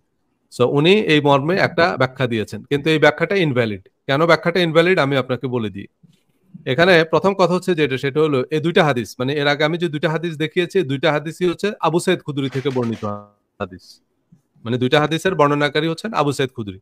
এখন আবু সাইদ খুদরি থেকে বর্ণিত হাদিস কিভাবে ইসলামের প্রথম যুগের হাদিস হয়? কারণ হচ্ছে আপনি এই যে আমরা যদি উইকিপিডিয়াতে যাই, আবু সাইদ খুদরির ইসলামের প্রথম যুগে আবু সাইদ খুদরির জন্মই হয়নি। কারণ রাসূল সাল্লাল্লাহু আলাইহি ওয়াসাল্লাম যখন মক্কা থেকে মদিনায় হিজরত করে, উনি কিন্তু মাদানী সাহাবী, উনি কিন্তু মাক্কি সাহাবী না। মানে আবু সাইদ খুদরি হচ্ছে মাদানী সাহাবী, উনি মদিনার মানুষ। ওনার তো ইসলামের প্রথম যুগে জন্মই হয় না। উনি ওনাকে রাসূল সাল্লাল্লাহু আলাইহি ওয়াসাল্লাম এই কথা ইসলামের প্রথম যুগে কোত্থেকে বলবে? আর দ্বিতীয় কথা হচ্ছে রাসূল সাল্লাল্লাহু আলাইহি ওয়াসাল্লাম যখন মদিনায় হিজরত করে তখন ওনার বয়স ছিল 10 বছর, আবু সাইদ খুদরির বয়স। এবং উনি বদর উহুদ খন্দকের যুদ্ধে অংশগ্রহণ করতে পারেননি কারণ ওনার বয়স কম ছিল। তাহলে আবু সাইদ খুদরি থেকে বর্ণিত হাদিস আবার ইসলামের প্রথম যুগের হাদিস হয় কিভাবে? এরপরে আরিফ বিন হাবিব আরেকটা ব্যাখ্যা দিয়েছেন, সেটা হচ্ছে হাদিস কোরআনের সাথে মিশে যাবে এই কারণে নবীজি হাদিস লিখতে নিষেধ করেছেন, এমন কথা হাদিসের তো বলা নেই। এটা উনি নিজে ব্যাখ্যা দিলেন আবার। মানে এই যে বলা হয় যে হাদিস নবীজি কেন লিখতে নিষেধ করছে, কারণ হচ্ছে হাদিস লিখলে এটা কোরআনের সাথে মিশে যাবে। লিখলে আবার মিশে যায় কিভাবে? এটা যদি মুখস্থ থাকে, ধরেন আমার দুইটা বই, একটা রিলিজিয়াস মাইন্ডসেট, একটা হলো আমার ধরেন মার্কেটিং এর বই। তো আমার যেটা লিখা আছে সেটা কিভাবে একত্রিত হবে? যদি আমার লিখা না থাকতো, আমার মাথায় থাকতো, তাহলে না আমার কনফিউশন তৈরি হতো যে কোনটা কোন বইয়ের অংশ। সো উনি যে ব্যাখ্যাটা দিলেন সেই ব্যাখ্যাটা অ্যাকসেপ্টেবল না, কারণ হচ্ছে এরকম কোনো কথা হাদিসের কিতাবে নাই, সেটা উনি বললেন। আচ্ছা, আরেকটা ব্যাখ্যা পাওয়া গেছে এই হাদিসটার ব্যাপারে, সেটা হচ্ছে এই হাদিসটার শেষের অংশে, বিশেষ করে এই যে এটা, যে যারা হাদিস পুড়ায় ফেলতে বলছে নবীজি, তো সেই হাদিসের পরের অংশে আছে যে তবে আমার থেকে তোমরা বর্ণনা করতে পারো, মানে আমার থেকে তোমরা হাদিস বর্ণনা করতে পারো। তো এখন কথা হচ্ছে এই হাদিসটা যেহেতু ইমাম বুখারী জানলেন, মানে ইমাম বুখারী হাদিস সংগ্রহ করতে গিয়ে বা ইমাম মুসলিম এই হাদিসটা সংগ্রহ করতে গিয়ে যখন দেখলেন যে এরকম একটা হাদিস আছে যেখানে রাসূল সাল্লাল্লাহু আলাইহি ওয়াসাল্লাম হাদিস লিখতে নিষেধ করছে, শুধু বর্ণনা করতে বলছে, তখন নীতিগতভাবে ইমাম মুসলিম তো এই হাদিস লিখতে পারে না, উনি বর্ণনা করতে পারে যে ঠিক আছে আমি ভাই শুনছি, আমি আরেকজনের কাছে ওরালি বলে গেলাম 2-4-5টা হাদিস যা আছে, কিন্তু উনি তো লিখতে পারে না। তাহলে এবং রাসূল সাল্লাল্লাহু আলাইহি ওয়াসাল্লামের এই হাদিস যদি আমরা মানি, মানে এই যে যেখানে যে কথাটা বলা আছে যে তোমরা কোরআন ছাড়া কোনো কিছু লিখবা না, যদি লিখে থাকো তাহলে পোড়ায় ফেলো।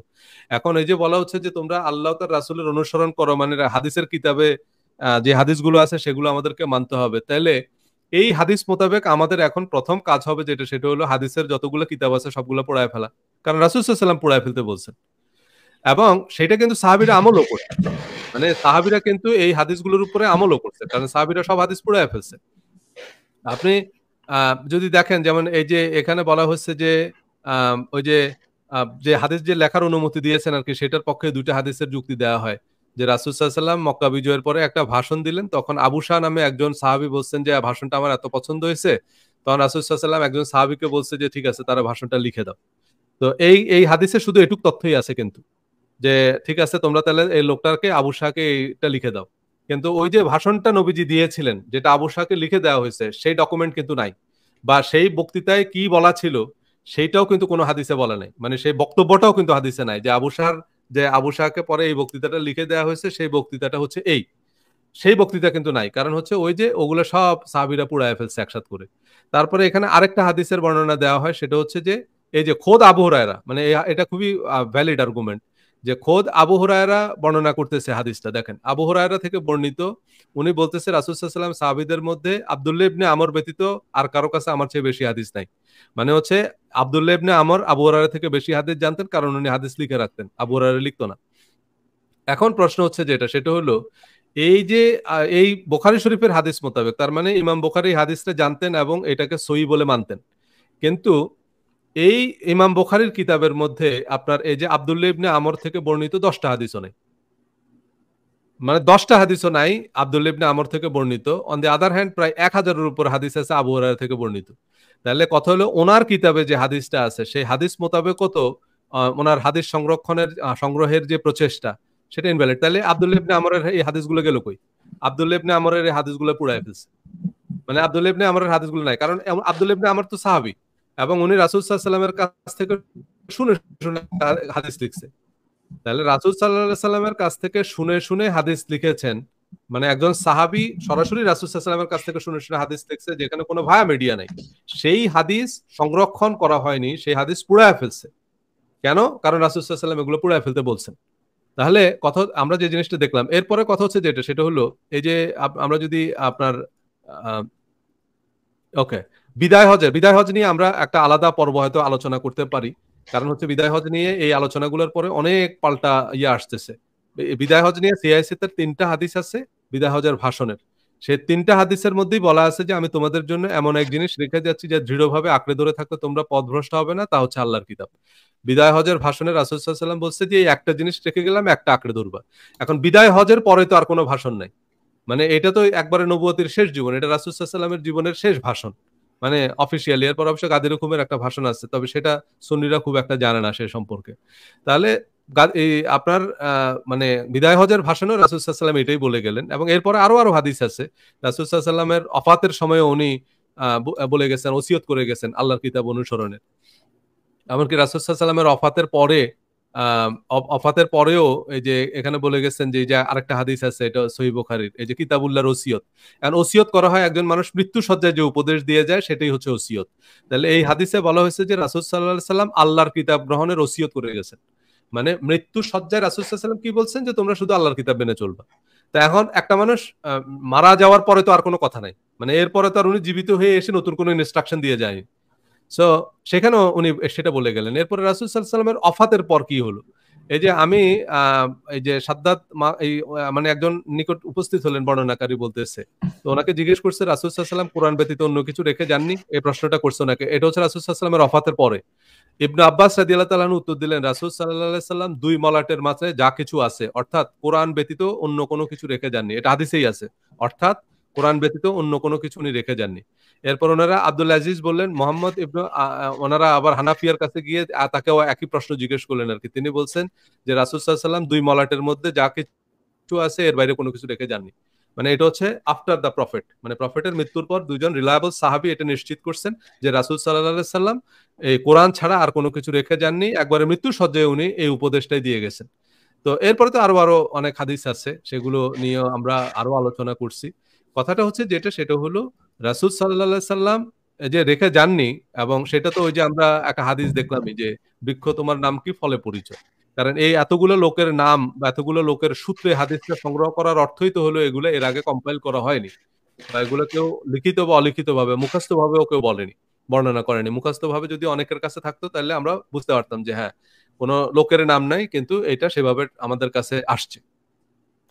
সো এই হচ্ছে মোটামুটি আমরা হাদিস সংগ্রহের যে বৈপরীত্য সেটা দেখলাম। তো এই জায়গায় সাকিব, ফখরুল, আপনাদের অবজারভেশন বা আপনাদের কোনো, সাকিব বলেন। আলবি বলা হয় না, আমার মনে হয় আমি একদম শেষ মানে বলতেছি, একদম সবার লাস্টের 1 মিনিট শুধু কথা বলতেছি। আচ্ছা, ঠিক আছে। না, আমার কিছু বলার নাই, এই যে মোটামুটি এইটাই আর কি। আর আরেকবার আমি এই পয়েন্টটা এমফাসাইজ করতে চাই, আমি মাত্র কমেন্ট সেকশন ঘুরে আসলাম, প্রচুর গালি খেতেছি, এন্ড আই ডোন্ট কেয়ার। যে পয়েন্টটা এমফাসাইজ করতে চাই সেটা হচ্ছে যে খুবই আনপ্লেজেন্ট এবং ইনকনভিনিয়েন্ট কথাবার্তা আমি বলে যাব, চুপচাপ শুনে থাকবেন, ভালো লাগলে লাগবে, না লাগলে নাই, আমি বলে যাব। আর আমি হচ্ছে আমার ভবিষ্যতে আলোচনাগুলো যথাসম্ভব একাডেমিক নন বায়াসড অ্যাঙ্গেলগুলো তুলে ধরার চেষ্টা করব। আচ্ছা, এখানে একটা কমেন্ট আসছে, এই কমেন্টটা খুব কমন আর কি, যে হাদিস ছাড়া কোরআন বোঝা যাবে না। যে হ্যাঁ, এই যে একটা প্রশ্ন করছে যে হাদিস ছাড়া কোরআন বোঝা যাবে না, তাহলে কোরআন কি অসম্পূর্ণ? এই কথাটা আমাদের শাইখুল হাদিসরা খুবই বলেন যে হাদিস ছাড়া কোরআন বোঝা যাবে না। এটা একটা মানে বাকওয়াস কথা। হাদিস ছাড়া কোরআন বোঝা যাবে না কেন? কারণ কোরআনের এই যে আমি যে আয়াতগুলোর কথা বললাম, এগুলোরই কোনো রিলেভেন্স, কোনো রেফারেন্স আপনি হাদিসের কিতাবে পাবেন না। যেমন আমি আবারও স্ক্রিনশটটা একটু আপনাদেরকে দেখাই, কারণ এটা খুবই গুরুত্বপূর্ণ একটা জিনিস। দেখুন, এখানে যে কথাটা বলা হয়েছে যে আমি একবারে আপনাদেরকে হাদিসের থেকেই দেখাচ্ছি যে হাদিসের আসলে কোথায় গিয়ে কি হয়। যেমন আমরা যদি এই হাদিসের অধ্যায়ে যাই, এই যে হাদিসের অধ্যায়গুলো যদি একটু খেয়াল করেন, এইখানে গেলে আপনি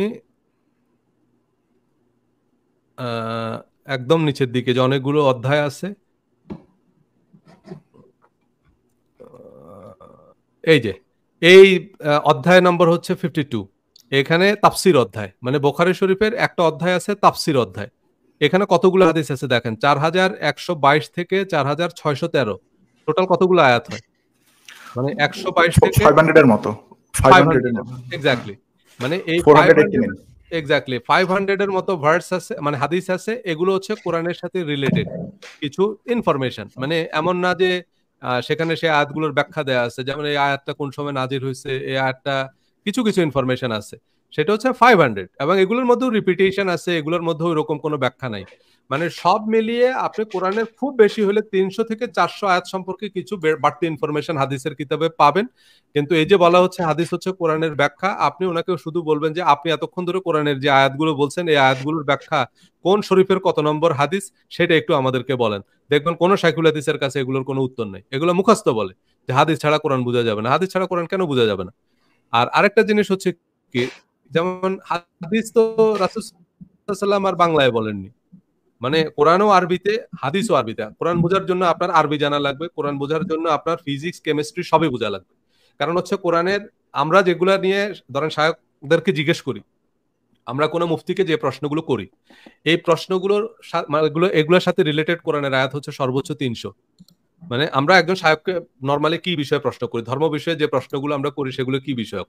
নামাজ, রোজা, হজ, যাকাত, তারপর হচ্ছে ফিতরা, তারপরে পোশাক, পর্দা, এই রিলেটেড প্রশ্নগুলো আমরা একজন শায়খকে করি। তো এই রিলেটেড আয়াত আছে হচ্ছে কোরআনের সর্বোচ্চ 300। তাহলে আরো যে প্রায় 6000 আয়াত আছে, সেগুলো কি বিষয়ক? সেগুলো জ্ঞান বিজ্ঞানের, ইতিহাস বিষয়ক, সেগুলো হচ্ছে আপনার ফিজিক্স বা কেমিস্ট্রি, মহাবিশ্ব সম্পর্কিত। এখন সেই আয়াতগুলোর ব্যাখ্যা যদি আমার জানা লাগে যে এগুলো দিয়ে কি বোঝানো হইতে পারে, তাহলে সেটা একজন পদার্থবিদ ব্যাখ্যা করতে পারবে, যার বিশ্ব জগৎ সম্পর্কে কোনো ধারণা নাই। উনি সেগুলোর উত্তর কিভাবে দিবে? এবং সেগুলো নরমালি আমরা অবশ্য কোনো শায়খকে জিজ্ঞেসও করি না। তারপরে অর্থনীতি বিষয়ক যে উত্তরগুলো আছে, সেটা একজন অর্থনীতিবিদ ভালো এক্সপ্লেন করতে পারবে। আমরা হয়তো পরবর্তীতে সেগুলো নিয়ে যখন পর্ব করব। সো কোরআন মানে হাদিস ছাড়া কোরআন বোঝা যাবে না, এগুলো জাস্ট মুখস্থ কথা, শুনে শুনে বলতেছে। বাস্তবে এই হাদিস বোঝার, কোরআন বোঝার সাথে হাদিসের কোনো সম্পর্ক না। হাদিসে কিছু বাড়তি ইনফরমেশন আছে এবং এগুলো সত্যিও হতে পারে, মিথ্যাও হতে পারে, কিন্তু এগুলাতে অনেক রকমের জটিলতা আছে। তবে সবশেষে যে কথাটা বলবো সেটা হচ্ছে, এই যে আপনারা যদি হাদিসের কিতাবগুলো পড়েন, এই যে বইটা আপনার ডক্টর মোহাম্মদ ইব্রাহিম খলিলের যে বইটা, যে হাদিস শাস্ত্রের মূলনীতি ও ইতিহাস। এখন হাদিস শাস্ত্রের মূলনীতি, এটা যে কোনো ইসলামিক স্কলার এক বাক্যে স্বীকার করবে যে হাদিস শাস্ত্রের মূলনীতি হচ্ছে সেটা একদম ক্লিয়ার করে বলি, সেটা যদি আমরা মেনে নিই তাহলে আর হাদিস নিয়ে কোনো বিতর্ক থাকে না। হাদিস শাস্ত্রের মূলনীতিটা কি, এটা যত হাদিস বিশারদ আছে সবাই এটা বিষয়ে একমত। যে প্রথম কথা হচ্ছে, ওই যে ফখরুল যে পয়েন্টটা নিয়ে আসছে, যে আপনি হাদিস মানেন যেগুলোতে কারো কোনো সমস্যা নাই। প্রথম কথা হচ্ছে সেটা হচ্ছে হাদিস মানার ক্ষেত্রে প্রথমে দেখতে হবে যে হাদিসটা যেন কোরআনের পরিপন্থী না হয়, কোরআনের কোনো নির্দেশের পরিপন্থী হইতে পারবে না। এটা হচ্ছে হাদিস মানার ক্ষেত্রে প্রথম শর্ত। এটা ইমাম বুখারী সহিহ বলছে দেখি আমাকে মানতে হবে তা না, এটা যদি কোরআনের সাথে সাংঘর্ষিক হয় এটা বাদ। এক। দ্বিতীয় কথা হচ্ছে সেটা হচ্ছে হাদিস আরেকটা হাদিসের সাথে কন্ট্রাডিক্টরি হইতে পারবে না। এটা হচ্ছে হাদিস অনুসরণের মানে হাদিস গ্রহণের দ্বিতীয় শর্ত। মানে একই নবী দুইটা কথা কিভাবে বলে, মানে যদি দুইটা হাদিস কন্ট্রাডিক্টরি হয়, যে একবার বলছে এটা একবার বলছে ওটা, তাহলে দুটোটা হাদিস বাদ, মানে সেগুলো ইনএফেক্টিভ, সেগুলোর উপর আমল করা যাবে না। তারপরে হচ্ছে 3 নম্বর শর্ত সেটা হচ্ছে হাদিস যদি কোনো প্রতিষ্ঠিত বৈজ্ঞানিক সত্যের পরিপন্থী হয় তাহলে সেই হাদিস অকার্যকর। মানে প্রতিষ্ঠিত, এখন সময়ের সাথে সাথে আমাদের কাছে যদি এমন তথ্য আসে যেটা প্রতিষ্ঠিত, সেটা সমাজ বিজ্ঞান হোক, সেটা আপনার যদি প্রতিষ্ঠিত যে বৈজ্ঞানিক সত্য গবেষণা লব্ধ যে জ্ঞান, সে অনুযায়ী আমরা যদি দেখি যে না এই হাদিসটা ইনভ্যালিড, মানে এই হাদিসটা এটার সাথে সাংঘর্ষিক, তাহলে আমরা ধরে নেব যে এরকম কথা রাসূল সাল্লাল্লাহু আলাইহি ওয়াসাল্লাম বলতে পারেন না। কারণ রাসূল সাল্লাল্লাহু আলাইহি ওয়াসাল্লাম একজন প্রজ্ঞাবান মানুষ, উনি কেন অবৈজ্ঞানিক অবাস্তব কথা বলবেন? কিন্তু সমস্যাটা হচ্ছে সেটা হচ্ছে আমরা বিজ্ঞানকে মানে গবেষণা লব্ধ যে জ্ঞান, প্রতিষ্ঠিত যে বৈজ্ঞানিক সত্য, সেটাকে রিজেক্ট করতে রাজি আছি। কিন্তু একটা কথা হাদিসের কিতাবে আছে, সেটাকে আমরা মানে এস্টাবলিশ করতে চাই। তো কথাটা হচ্ছে যেটা সজল ভাই, হ্যাঁ এখানে একটা একটু যে ভবিষ্যতের আলোচনার জন্য একটা টপিক হইতে পারে, আপনার কথা থেকে মনে পড়লো যে ধরেন সময়ের সাথে প্রাপ্ত লব্ধ ভেরিফাইড অথবা কনফার্ম নলেজের বিপরীতে কিছু গেলে সেটাকে যে খারিজ করা। হাদিস থেকে এবার আমি তো আবার একটু গন্ডগোল লাগাই, কোরআনের দিকেও যদি যাই, একটা ডক্ট্রিন আছে যে ডক্ট্রিনটাকে এভাবে বলে মনে হয় যে কুরআনিক ক্রিয়েটেডনেস বোধহয় এরকম করে বলে আর কি, মানে একটা এটা কি মনে হয় আব্বাসীদের সময় এই আলভি জানো নাকি যে এরকম একটা ডক্ট্রিন চালু হয়েছিল যে কুরআন শরীফ কি শাশ্বত, যে এটা আল্লাহ হইতেছে মানব সবার, এটা হইতেছে ওই যে আল্লাহর এটা হচ্ছে কালামুল্লাহর মানে তর্ক, মানে বিতর্ক। এটা অ্যাকচুয়ালি হয়েছিল মুতাজিলাদের সাথে ইমাম আহমদ ইবনে হাম্বলের একটা বিতর্ক। আচ্ছা, তার মানে এটা ছিল ইফা আল মামুনের সময় এটা হয়েছিল। এটা হচ্ছে মনে করেন যে 1815 এরকম একটা সময়। আলোচনা করতে পারি। আচ্ছা, এই আলোচনাটার ইস্যু ছিল এটা যে খলিফা মামুন আসলে হচ্ছিলেন মুতাজিলারা হচ্ছে ইসলামের ওই ব্রাঞ্চ, এরা হচ্ছে রেশনালিস্ট, এরা হচ্ছে সবকিছুরই হচ্ছে রেশনালিস্ট এক্সপ্লেনেশনটা নেয়। ইনফ্যাক্ট মুতাজিলাদেরকে যেভাবে এখন বর্ণনা করা হয় এরকম না, ওরা ফিলোসফার, ইসলামের যে ফিলোসফার ছিল, গ্রিক ফিলোসফিটা থেকে ইনফ্লুয়েন্সড হয়, এবং গ্রিক ফিলোসফি বা আগের ফিলোসফাররা যেগুলো আনছে ওগুলা ওরা ইসলামে প্রয়োগ করছে, এবং যে কারণে আর ওই সময় আরেকটা অংশ ছিল মুসলমানদের ভিতরেই, সেটা ছিল আক্ষরিক অর্থে এরা ইসলামকে নিত, লিটারালিস্ট। মূলত হচ্ছে যে ইয়ের সাথে ইমাম আহমদ ইবনে হাম্বলের সাথে যে মুতাজিলাদের এটা হয়েছিল, বিতর্কটা হয়েছিল, সেটা ছিল যে মামুন কিছু কিছু রাজনৈতিক সিদ্ধান্ত নিতেছিলেন যেটা সরাসরি হচ্ছে যে ইয়ের এগেইনস্টে যায়, ইসলামিক যে ট্রেডিশনটা বা ইয়ের ইন্টারপ্রিটেশন, কোরআনের যে শাশ্বত ইন্টারপ্রিটেশনের সাথে যায়। তো এটা নিয়ে যারা মানে লিটারালিস্ট বা যারা আক্ষরিক অর্থে সবগুলা ইয়েকে বিশ্বাস করে এদের এখানে আপত্তি ছিল। ওদের ইটা ছিল এরকম কথাটা যেটা একদম আল্লাহর নিশ্চিত কথা, মুখ নিশ্চিত, সেই জন্য এটা শাশ্বত এবং আমাদেরকে আক্ষরিক অর্থে জিনিসটা নিতে হবে। এটা মূলত হচ্ছে একটা রাজনৈতিক বিতর্ক আর কি। এটা কখনো আমরা এই টপিকে চাইলে আলোচনা ভবিষ্যতে করা যেতে পারে আর কি। হ্যাঁ, ঠিক আছে। তো আমরা মোটামুটি আজকে যা আলোচনা করলাম, আমরা যেহেতু গত পর্বে মানে আমরা মানে কোরআন নাজিলের পর থেকে কোরআন সংরক্ষণের যে প্রচেষ্টা, যে কোরআন মুখস্থ করে নামাজের মাধ্যমে, পাঠচক্রের মাধ্যমে কিছু লিখিত সেইভাবে করে, এবং পরবর্তীতে যখন যে কপিগুলো করা হয়েছে সেখানেও আবার ওই যে যেগুলা প্রপারলি লেখা হয়নি সেগুলো কিছু ডিসকার্ড করে মানে প্রুফ রিডিং প্রসেসের ভিতর দিয়ে গিয়ে সংরক্ষিত হইলো, সেটা আমরা দেখলাম। এবং আমাদের কাছে যে কোরআন আছে সেটাও আমরা দেখলাম। আর কিন্তু হাদিসের বেলাতে আমরা দেখলাম যেটা যে মানে হাদিস সংরক্ষণের যে পদ্ধতি প্রক্রিয়া এবং সেটার সাথে আমাদের যে বিশ্বাস, বিজ্ঞান এবং ঐতিহাসিক যে তথ্য উপাত্ত আমাদের কাছে আছে, এমনকি হাদিসের কিতাব থেকেও আমরা দেখলাম। সো সেখান থেকে আমরা একটা তুলনামূলক ধারণা পেলাম। সো হাদিস হচ্ছে আপনার ইতিহাস, মানে ইসলামের ইতিহাস, এবং রাসূল সাল্লাল্লাহু আলাইহি ওয়াসাল্লামের যে সিরাতের মতো এখানে বাড়তি কিছু তথ্য আছে, তবে সেগুলো যদি কোরআন সম্মত হয়, সেগুলো যদি যুক্তিগ্রাহ্য হয়, মানে যুক্তিগ্রাহ্য বলতে যে ওই যে বললাম প্রতিষ্ঠিত সত্য, কারণ প্রতিষ্ঠিত সত্যের বিপক্ষে গিয়ে যখন আমরা কোনো হাদিসকে জাস্টিফাই করার চেষ্টা করি, এস্টাবলিশ করার চেষ্টা করি, সেটা কিন্তু আলটিমেটলি আমাদের নবীজির উপরেই কিন্তু আমরা একটা ইয়ে নিয়ে আসতেছি যে নবী এরকম কথা কেন বলে। মানে যেমন ধরেন কালো জিরা সর্বরোগের নিরাময় করে, এখন এটা যদি আমি দেখি যে না এটা তো প্রতিষ্ঠিত বিজ্ঞানের সাথে যায় না, এটা একটা অবৈজ্ঞানিক কথা, তাহলে ভাই তাহলে এই কথা নবীজি বলেননি। যদি এটা অবৈজ্ঞানিক হয় তাহলে বলেননি।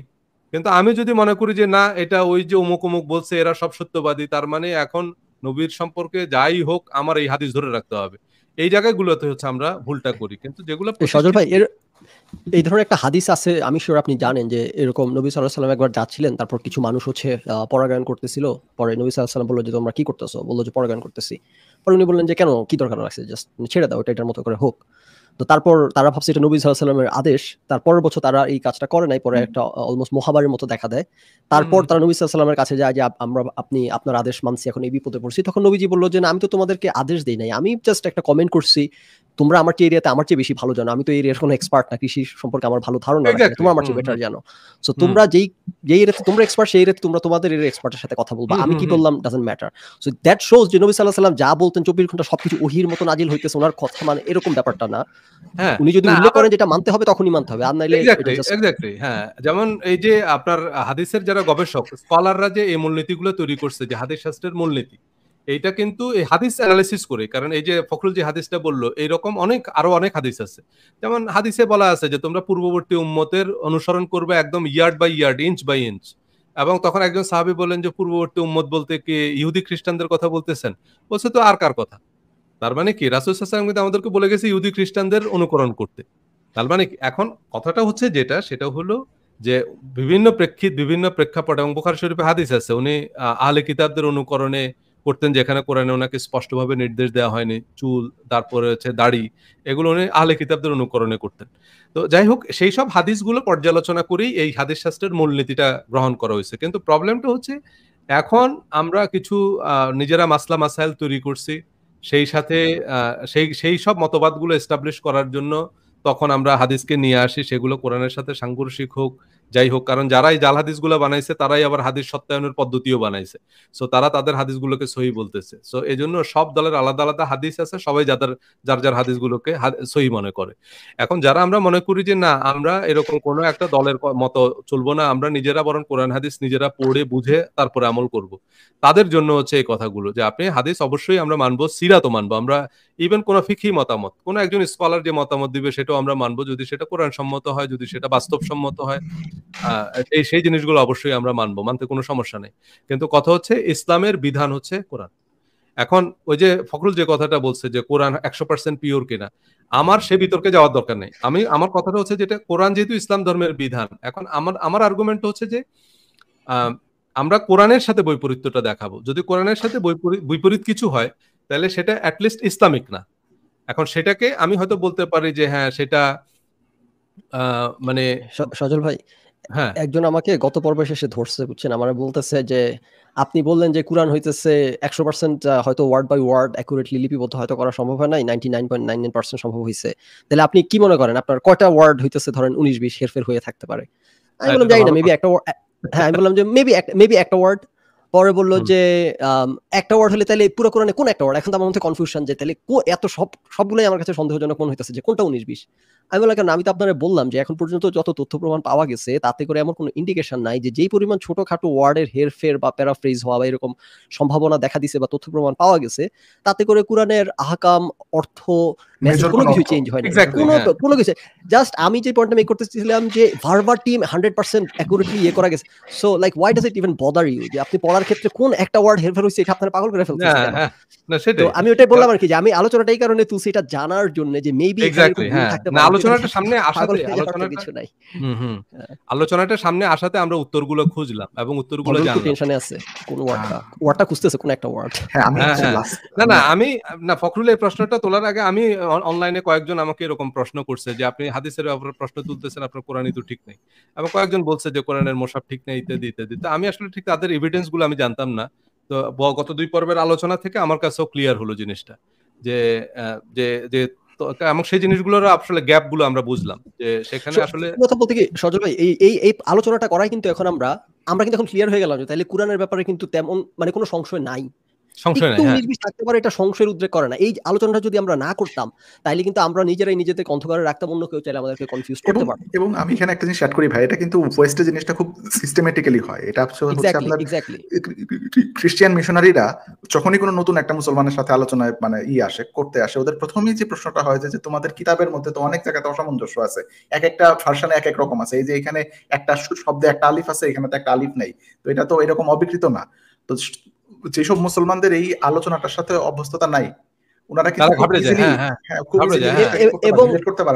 এবং আলবি আমরা তো এটা জানি একাডেমিক প্রসেসই হচ্ছে যে কোনো সবাই তার কাজের, আমাদের যে কোনো রিসার্চের পর একটা চ্যাপ্টার থাকবে যে লিমিটেশনস আলোচনা করা, আমার এই রিসার্চের মেথোডোলজিতে কি কি লিমিটেশনস আছে, কি কি আমি অ্যাসাম্পশন করে নিছি, কি কি জিনিস সিম্পলিফিকেশন করে নিছি, ধরি x = এইরকম কিছু অ্যাসাম্পশন করে নিছি আমরা।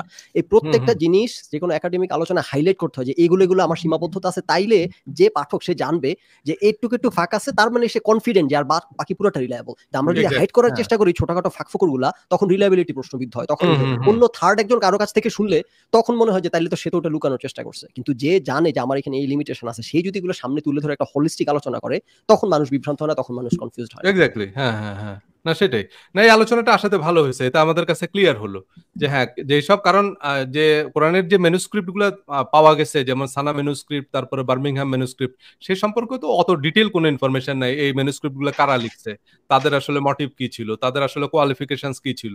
কারণ এখনো আমরা যদি কোনো একজন হাফেজকে নিয়ে আসি, সবাই যে একেবারে অক্ষর বাই অক্ষর বলতে পারবে তা নয়। যে বলছে হাফেজের মধ্যে তো কোয়ালিটির মানে কোয়ালিফিকেশন ভ্যারি করে, সবাই তো কোয়ালিফাইড হাফেজ না। সো সেইরকম সানা ম্যানুস্ক্রিপ্টের চেয়ে ভয়াবহ যে জিনিসটা, সানা ম্যানুস্ক্রিপ্ট বরং ইফ এনিথিং আমাদেরকে কনফিডেন্স আরো বুস্টার করছে যে মেজর কোনো চেঞ্জ পাওয়া যায় নাই। তার চেয়ে ভয়াবহ যে জিনিসটা সেটা হচ্ছে হয়তো ভবিষ্যতে এমন কিছু পাওয়া যাবে যেটার মধ্যে আরো মেজর ভেরিয়েশন, এবং এটা প্রমাণিত সত্য, তখন তো মানুষ পাগল হয়ে যাবে। কিন্তু আজকের আলোচনার পর পরবর্তীতে যদি এমন কোনো আরেকটা ম্যানুস্ক্রিপ্ট পাওয়া যায় যেখানে আমরা এর চেয়ে সিরিয়াস কোনো ভেরিয়েশন পাইতেছি, তখন মানুষ জানবে যে ও আচ্ছা ফখরুল হয়তো আলোচনাটা ছিল, তার মানে এটা। কিন্তু এই আলোচনার সাথে পরিচিত না হইলে ভবিষ্যতে কোনো শক্তপোক্ত প্রমাণ আসলে কিন্তু না। এবং এখানে আরেকটা বিষয় হচ্ছে কি ফখরুল, আমরা এই বিষয় নিয়েও একটা আলোচনা করতে পারি, একটা পর্ব বিশেষ করে আমার মনে হয় আমরা যদি পরবর্তী একটা পর্ব করি, সেটা হচ্ছে আমাদের যারা মুক্ত মনা। এখন ওই মুক্ত মনাদের ব্যাপারটা হচ্ছে যেটা, সেটা হচ্ছে যে ওই একই কথা আর কি, যে একজনের নাম রাজা বাদশাহ, কিন্তু আসলে উনি তো ভাই ভিক্ষা করে, কিন্তু উনি কোনো দেশের রাজা না, কিন্তু ওনার নাম রাজা। এখন কথা হলো আমি আমার পচা চিন্তার নাম যদি মুক্ত চিন্তা দিয়ে দিই, সেটা তো আলটিমেটলি মুক্ত চিন্তা হলো না।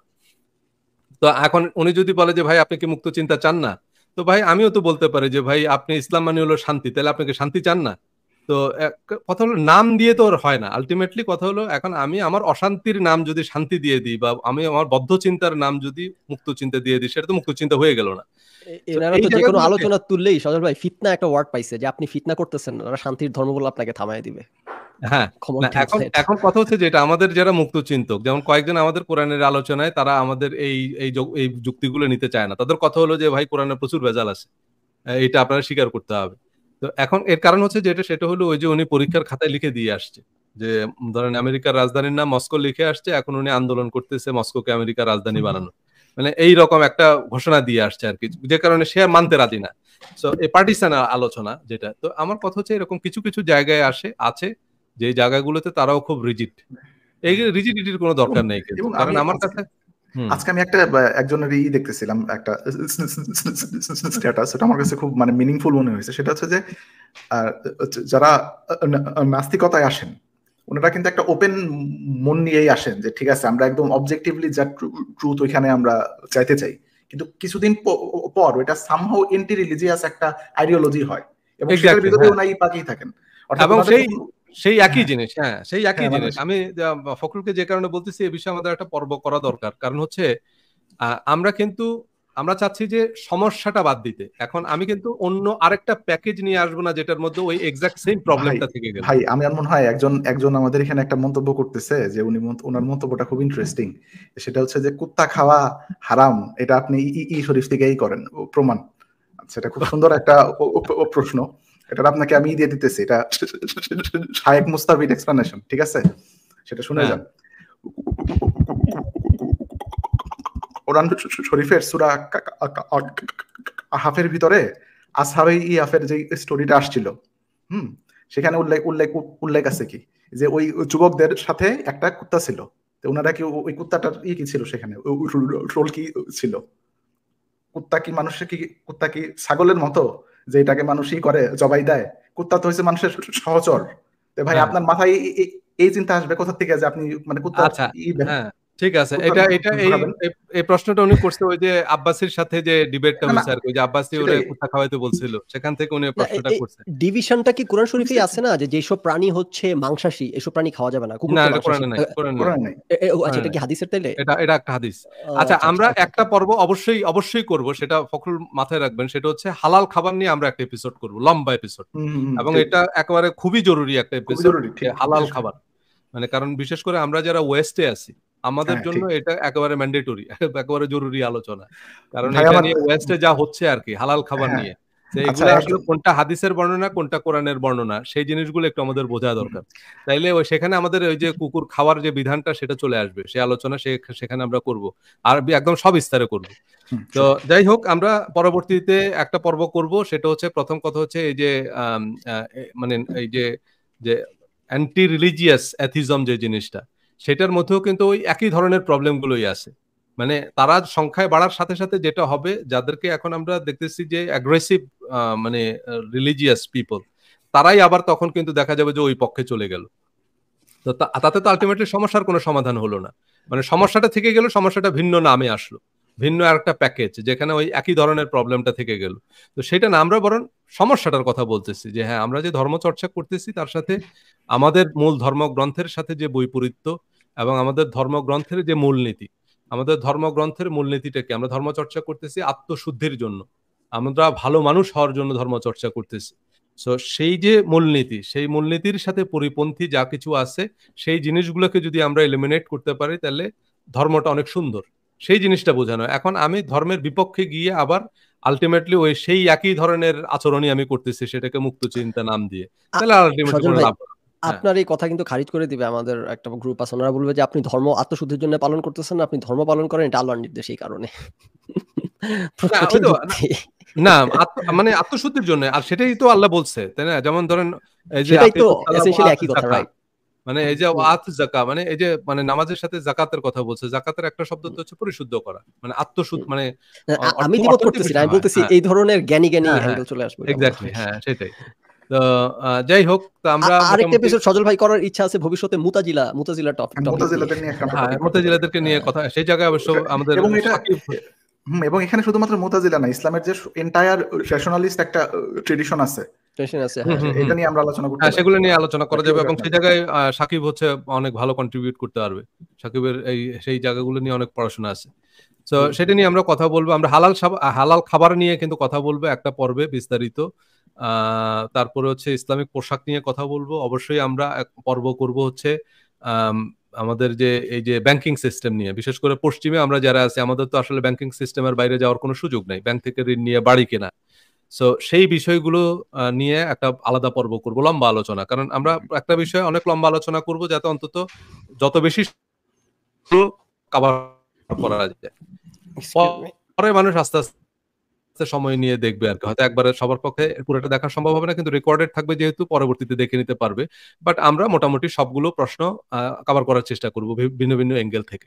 তো যাই হোক, আজকে আমাদের মোটামুটি 2 ঘন্টার উপরে হয়ে গেছে, তাই আজকে মনে হয় আমরা শেষ করি নাকি? জি, একটা প্রশ্নের উত্তর দিয়ে দিই। অনেকে কমেন্টটা করতেছেন যে আমরা কি হইতেছি মুফতি আসছি নাকি। প্রথমত এটার অ্যান্সার হচ্ছে যে ইয়েস, মুফতি মানে হচ্ছে যিনি হইতেছে মতামত দেন, আমরা আমাদের মতামত দিয়ে যাচ্ছি। আর দ্বিতীয়ত হইতেছে যে আমরা আমাদের মতামত দিয়ে যাচ্ছি, আমরা কি আপনার বাসায় গিয়ে ঘাড়ের মধ্যে পাড়া দিয়ে ধরছি যে আমার মতামত আপনাকে নিতে হবে, শুনবেন, শুনে ফেলে দিবেন, কোনো সমস্যা নেই, শুনতে থাকেন, দ্যাটস ইট। হ্যাঁ সেটাই। জি, এটা খুব ভালো প্রশ্ন। মানে সবাই খালি প্রশ্ন করতেছে যে আপনারা আগে জেনে আসেন, আপনারা আগে বুঝে আসেন। ভাই কথাটা হচ্ছে, আমি সবসময় বলি যে আমি বাংলাদেশের সবচেয়ে বড় বড় মাদ্রাসাগুলোতে পড়ছি, টুমসুর মাদ্রাসায় পড়ছি, তামিলনাড়ু মাদ্রাসায় পড়ছি, ঢাকা আলিয়া মাদ্রাসায় পড়ছি।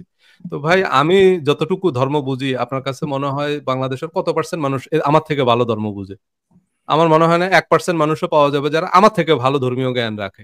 তা আমি যদি ধর্ম না বুঝি, তাহলে বাকি 99% এর কি অবস্থা? তারা কি বুঝে ধর্ম চর্চা করে?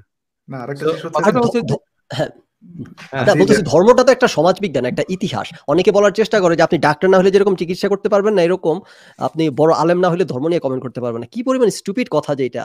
ধর্ম হইতেছে ইতিহাস, ধর্ম হইছে সমাজ বিজ্ঞান, আর ডাক্তারি হইতেছে এটা মেডিকেল সায়েন্স। যাক, ওইটা নিয়ে কথা বলেন আলবি বলেন। হ্যাঁ, সেটার সাথে এটা কম্পারিজন চলে না। আসলে কথাটা হচ্ছে যেটা, সেটা হচ্ছে এটা তো কমন সেন্স, এবং সেটা আমার জন্য বোধগম্য করেই তো আল্লাহ কিতাব নাজিল করছে। যে কিতাবটা নাজিল করছে সেটা যদি আমি না বুঝি, তাহলে আর সেটা আমি কিভাবে ফলো করব সেটা? তো সেভাবে করেই আমাদের বোধগম্য করেই নাজিল করছে। বরং আমাদের আলেমরা হচ্ছে সেটাকে আরো বেশি মিস্টেরিয়াস করে, ডিফিকাল্ট করে। আর আমরা এখানে অনেক আলেমকে হয়তো নিয়ে আসতে পারতাম, কিন্তু প্রবলেম আছে, ওনাদেরও লিমিটেশনস আছে। ওনারা ওনাদের গণ্ডির বাইরে কথা বলতে পারেন না। আবার ওনার বাড়িতে যায় তো ওনারও তো আবার জবাবদিহি করতে হবে। মানে ওনার এরকম আলোচনায় আসলে অবশ্যই দিতে হবে। আনতে পারবেন না। আলেমকে দাওয়াত দিলে বলবে ফখরুল যেখানে আছে সেখানে আমি যাবো না। হ্যাঁ, আবার আসলে ওনার অবশ্যই যে কোনো মূল্যে জিততে হবে, কারণ উনি না জিতলে উনি তো আবার বাড়ি ফিরতে পারবে না, বলবে যে আপনি তাহলে ম্যাচ ফিক্সিং করছেন। তো এই জন্য আলটিমেটলি হচ্ছে আমরা এই আলোচনাগুলো করতেছি, এবং আপনারা যে প্রশ্নগুলো করেন সেগুলোর থেকেও আমরা উত্তর খোঁজার চেষ্টা করব। আমাদের উত্তর জানতে হবে তা না, আমাদের অনেক আলেম স্কলারের সাথে তো কথা হয়, যোগাযোগ হয়, আমরা অবশ্যই সেসব প্রশ্নের উত্তর খুঁজবো। আপনারা প্রশ্ন করবেন, আমরা খুঁজবো। আমরা কোরআন পড়লেই আমরা দেখবো, হাদিস পড়লেই আমরা দেখবো। হাদিস এগুলো সব বিশিষ্ট ব্যক্তিরাই, আরবি জানার মানুষরাই অনুবাদ করছে। এখন সব তথ্য আছে, এখন এগুলার জন্য আমাদের কোনো আলেম ওলামার কাছে যাওয়া লাগে না। এবং আলেম ওলামাদের ভেরিফাই করে নেবেন। মানে আমি যে হাদিসগুলো বলছি সেগুলো আপনি কোনো শাইখুল হাদিসকে জিজ্ঞেস করেন যে উনি বলছে যে বিদায় হজের ভাষণে নবী এটা বলে গেছে, আপনি তাহলে আমাকে হাদিস থেকে বলেন কোন হাদিসে উনি কি সত্যি বললো কিনা। যদি মিথ্যা বলে তাহলে আমার হাদিসটা দেখান খুলে। এটা কোনো একজন শাইখুল হাদিসকে জিজ্ঞেস করেন। আপনি ওনাকে গিয়ে জিজ্ঞেস করেন যে ওনারা তো বললো নবীজি না হাদিস লিখতে নিষেধ করছে, যা হাদিস আছে পোড়ায় ফেলতে বলছে, তো সেই হাদিস আমাকে দেখান সত্যি কিনা। যদি মিথ্যা হয় তো দেখান। সেটা আপনি গিয়ে কোনো শাইখুল হাদিসকে জিজ্ঞেস করেন, পোলাইটলি জিজ্ঞেস করেন, ওনার সাথে তর্ক ঝগড়া করার দরকার নেই। আপনি বলেন যে আমি জানার জন্য প্রশ্ন করছি, আর তারা হাদিস মানে কি মানে না তাদের নিয়ে আমার মাথা ব্যথার নাই, তারা জাহান্নামে যাক, আপনি আমাকে প্রশ্নটার উত্তর দেন।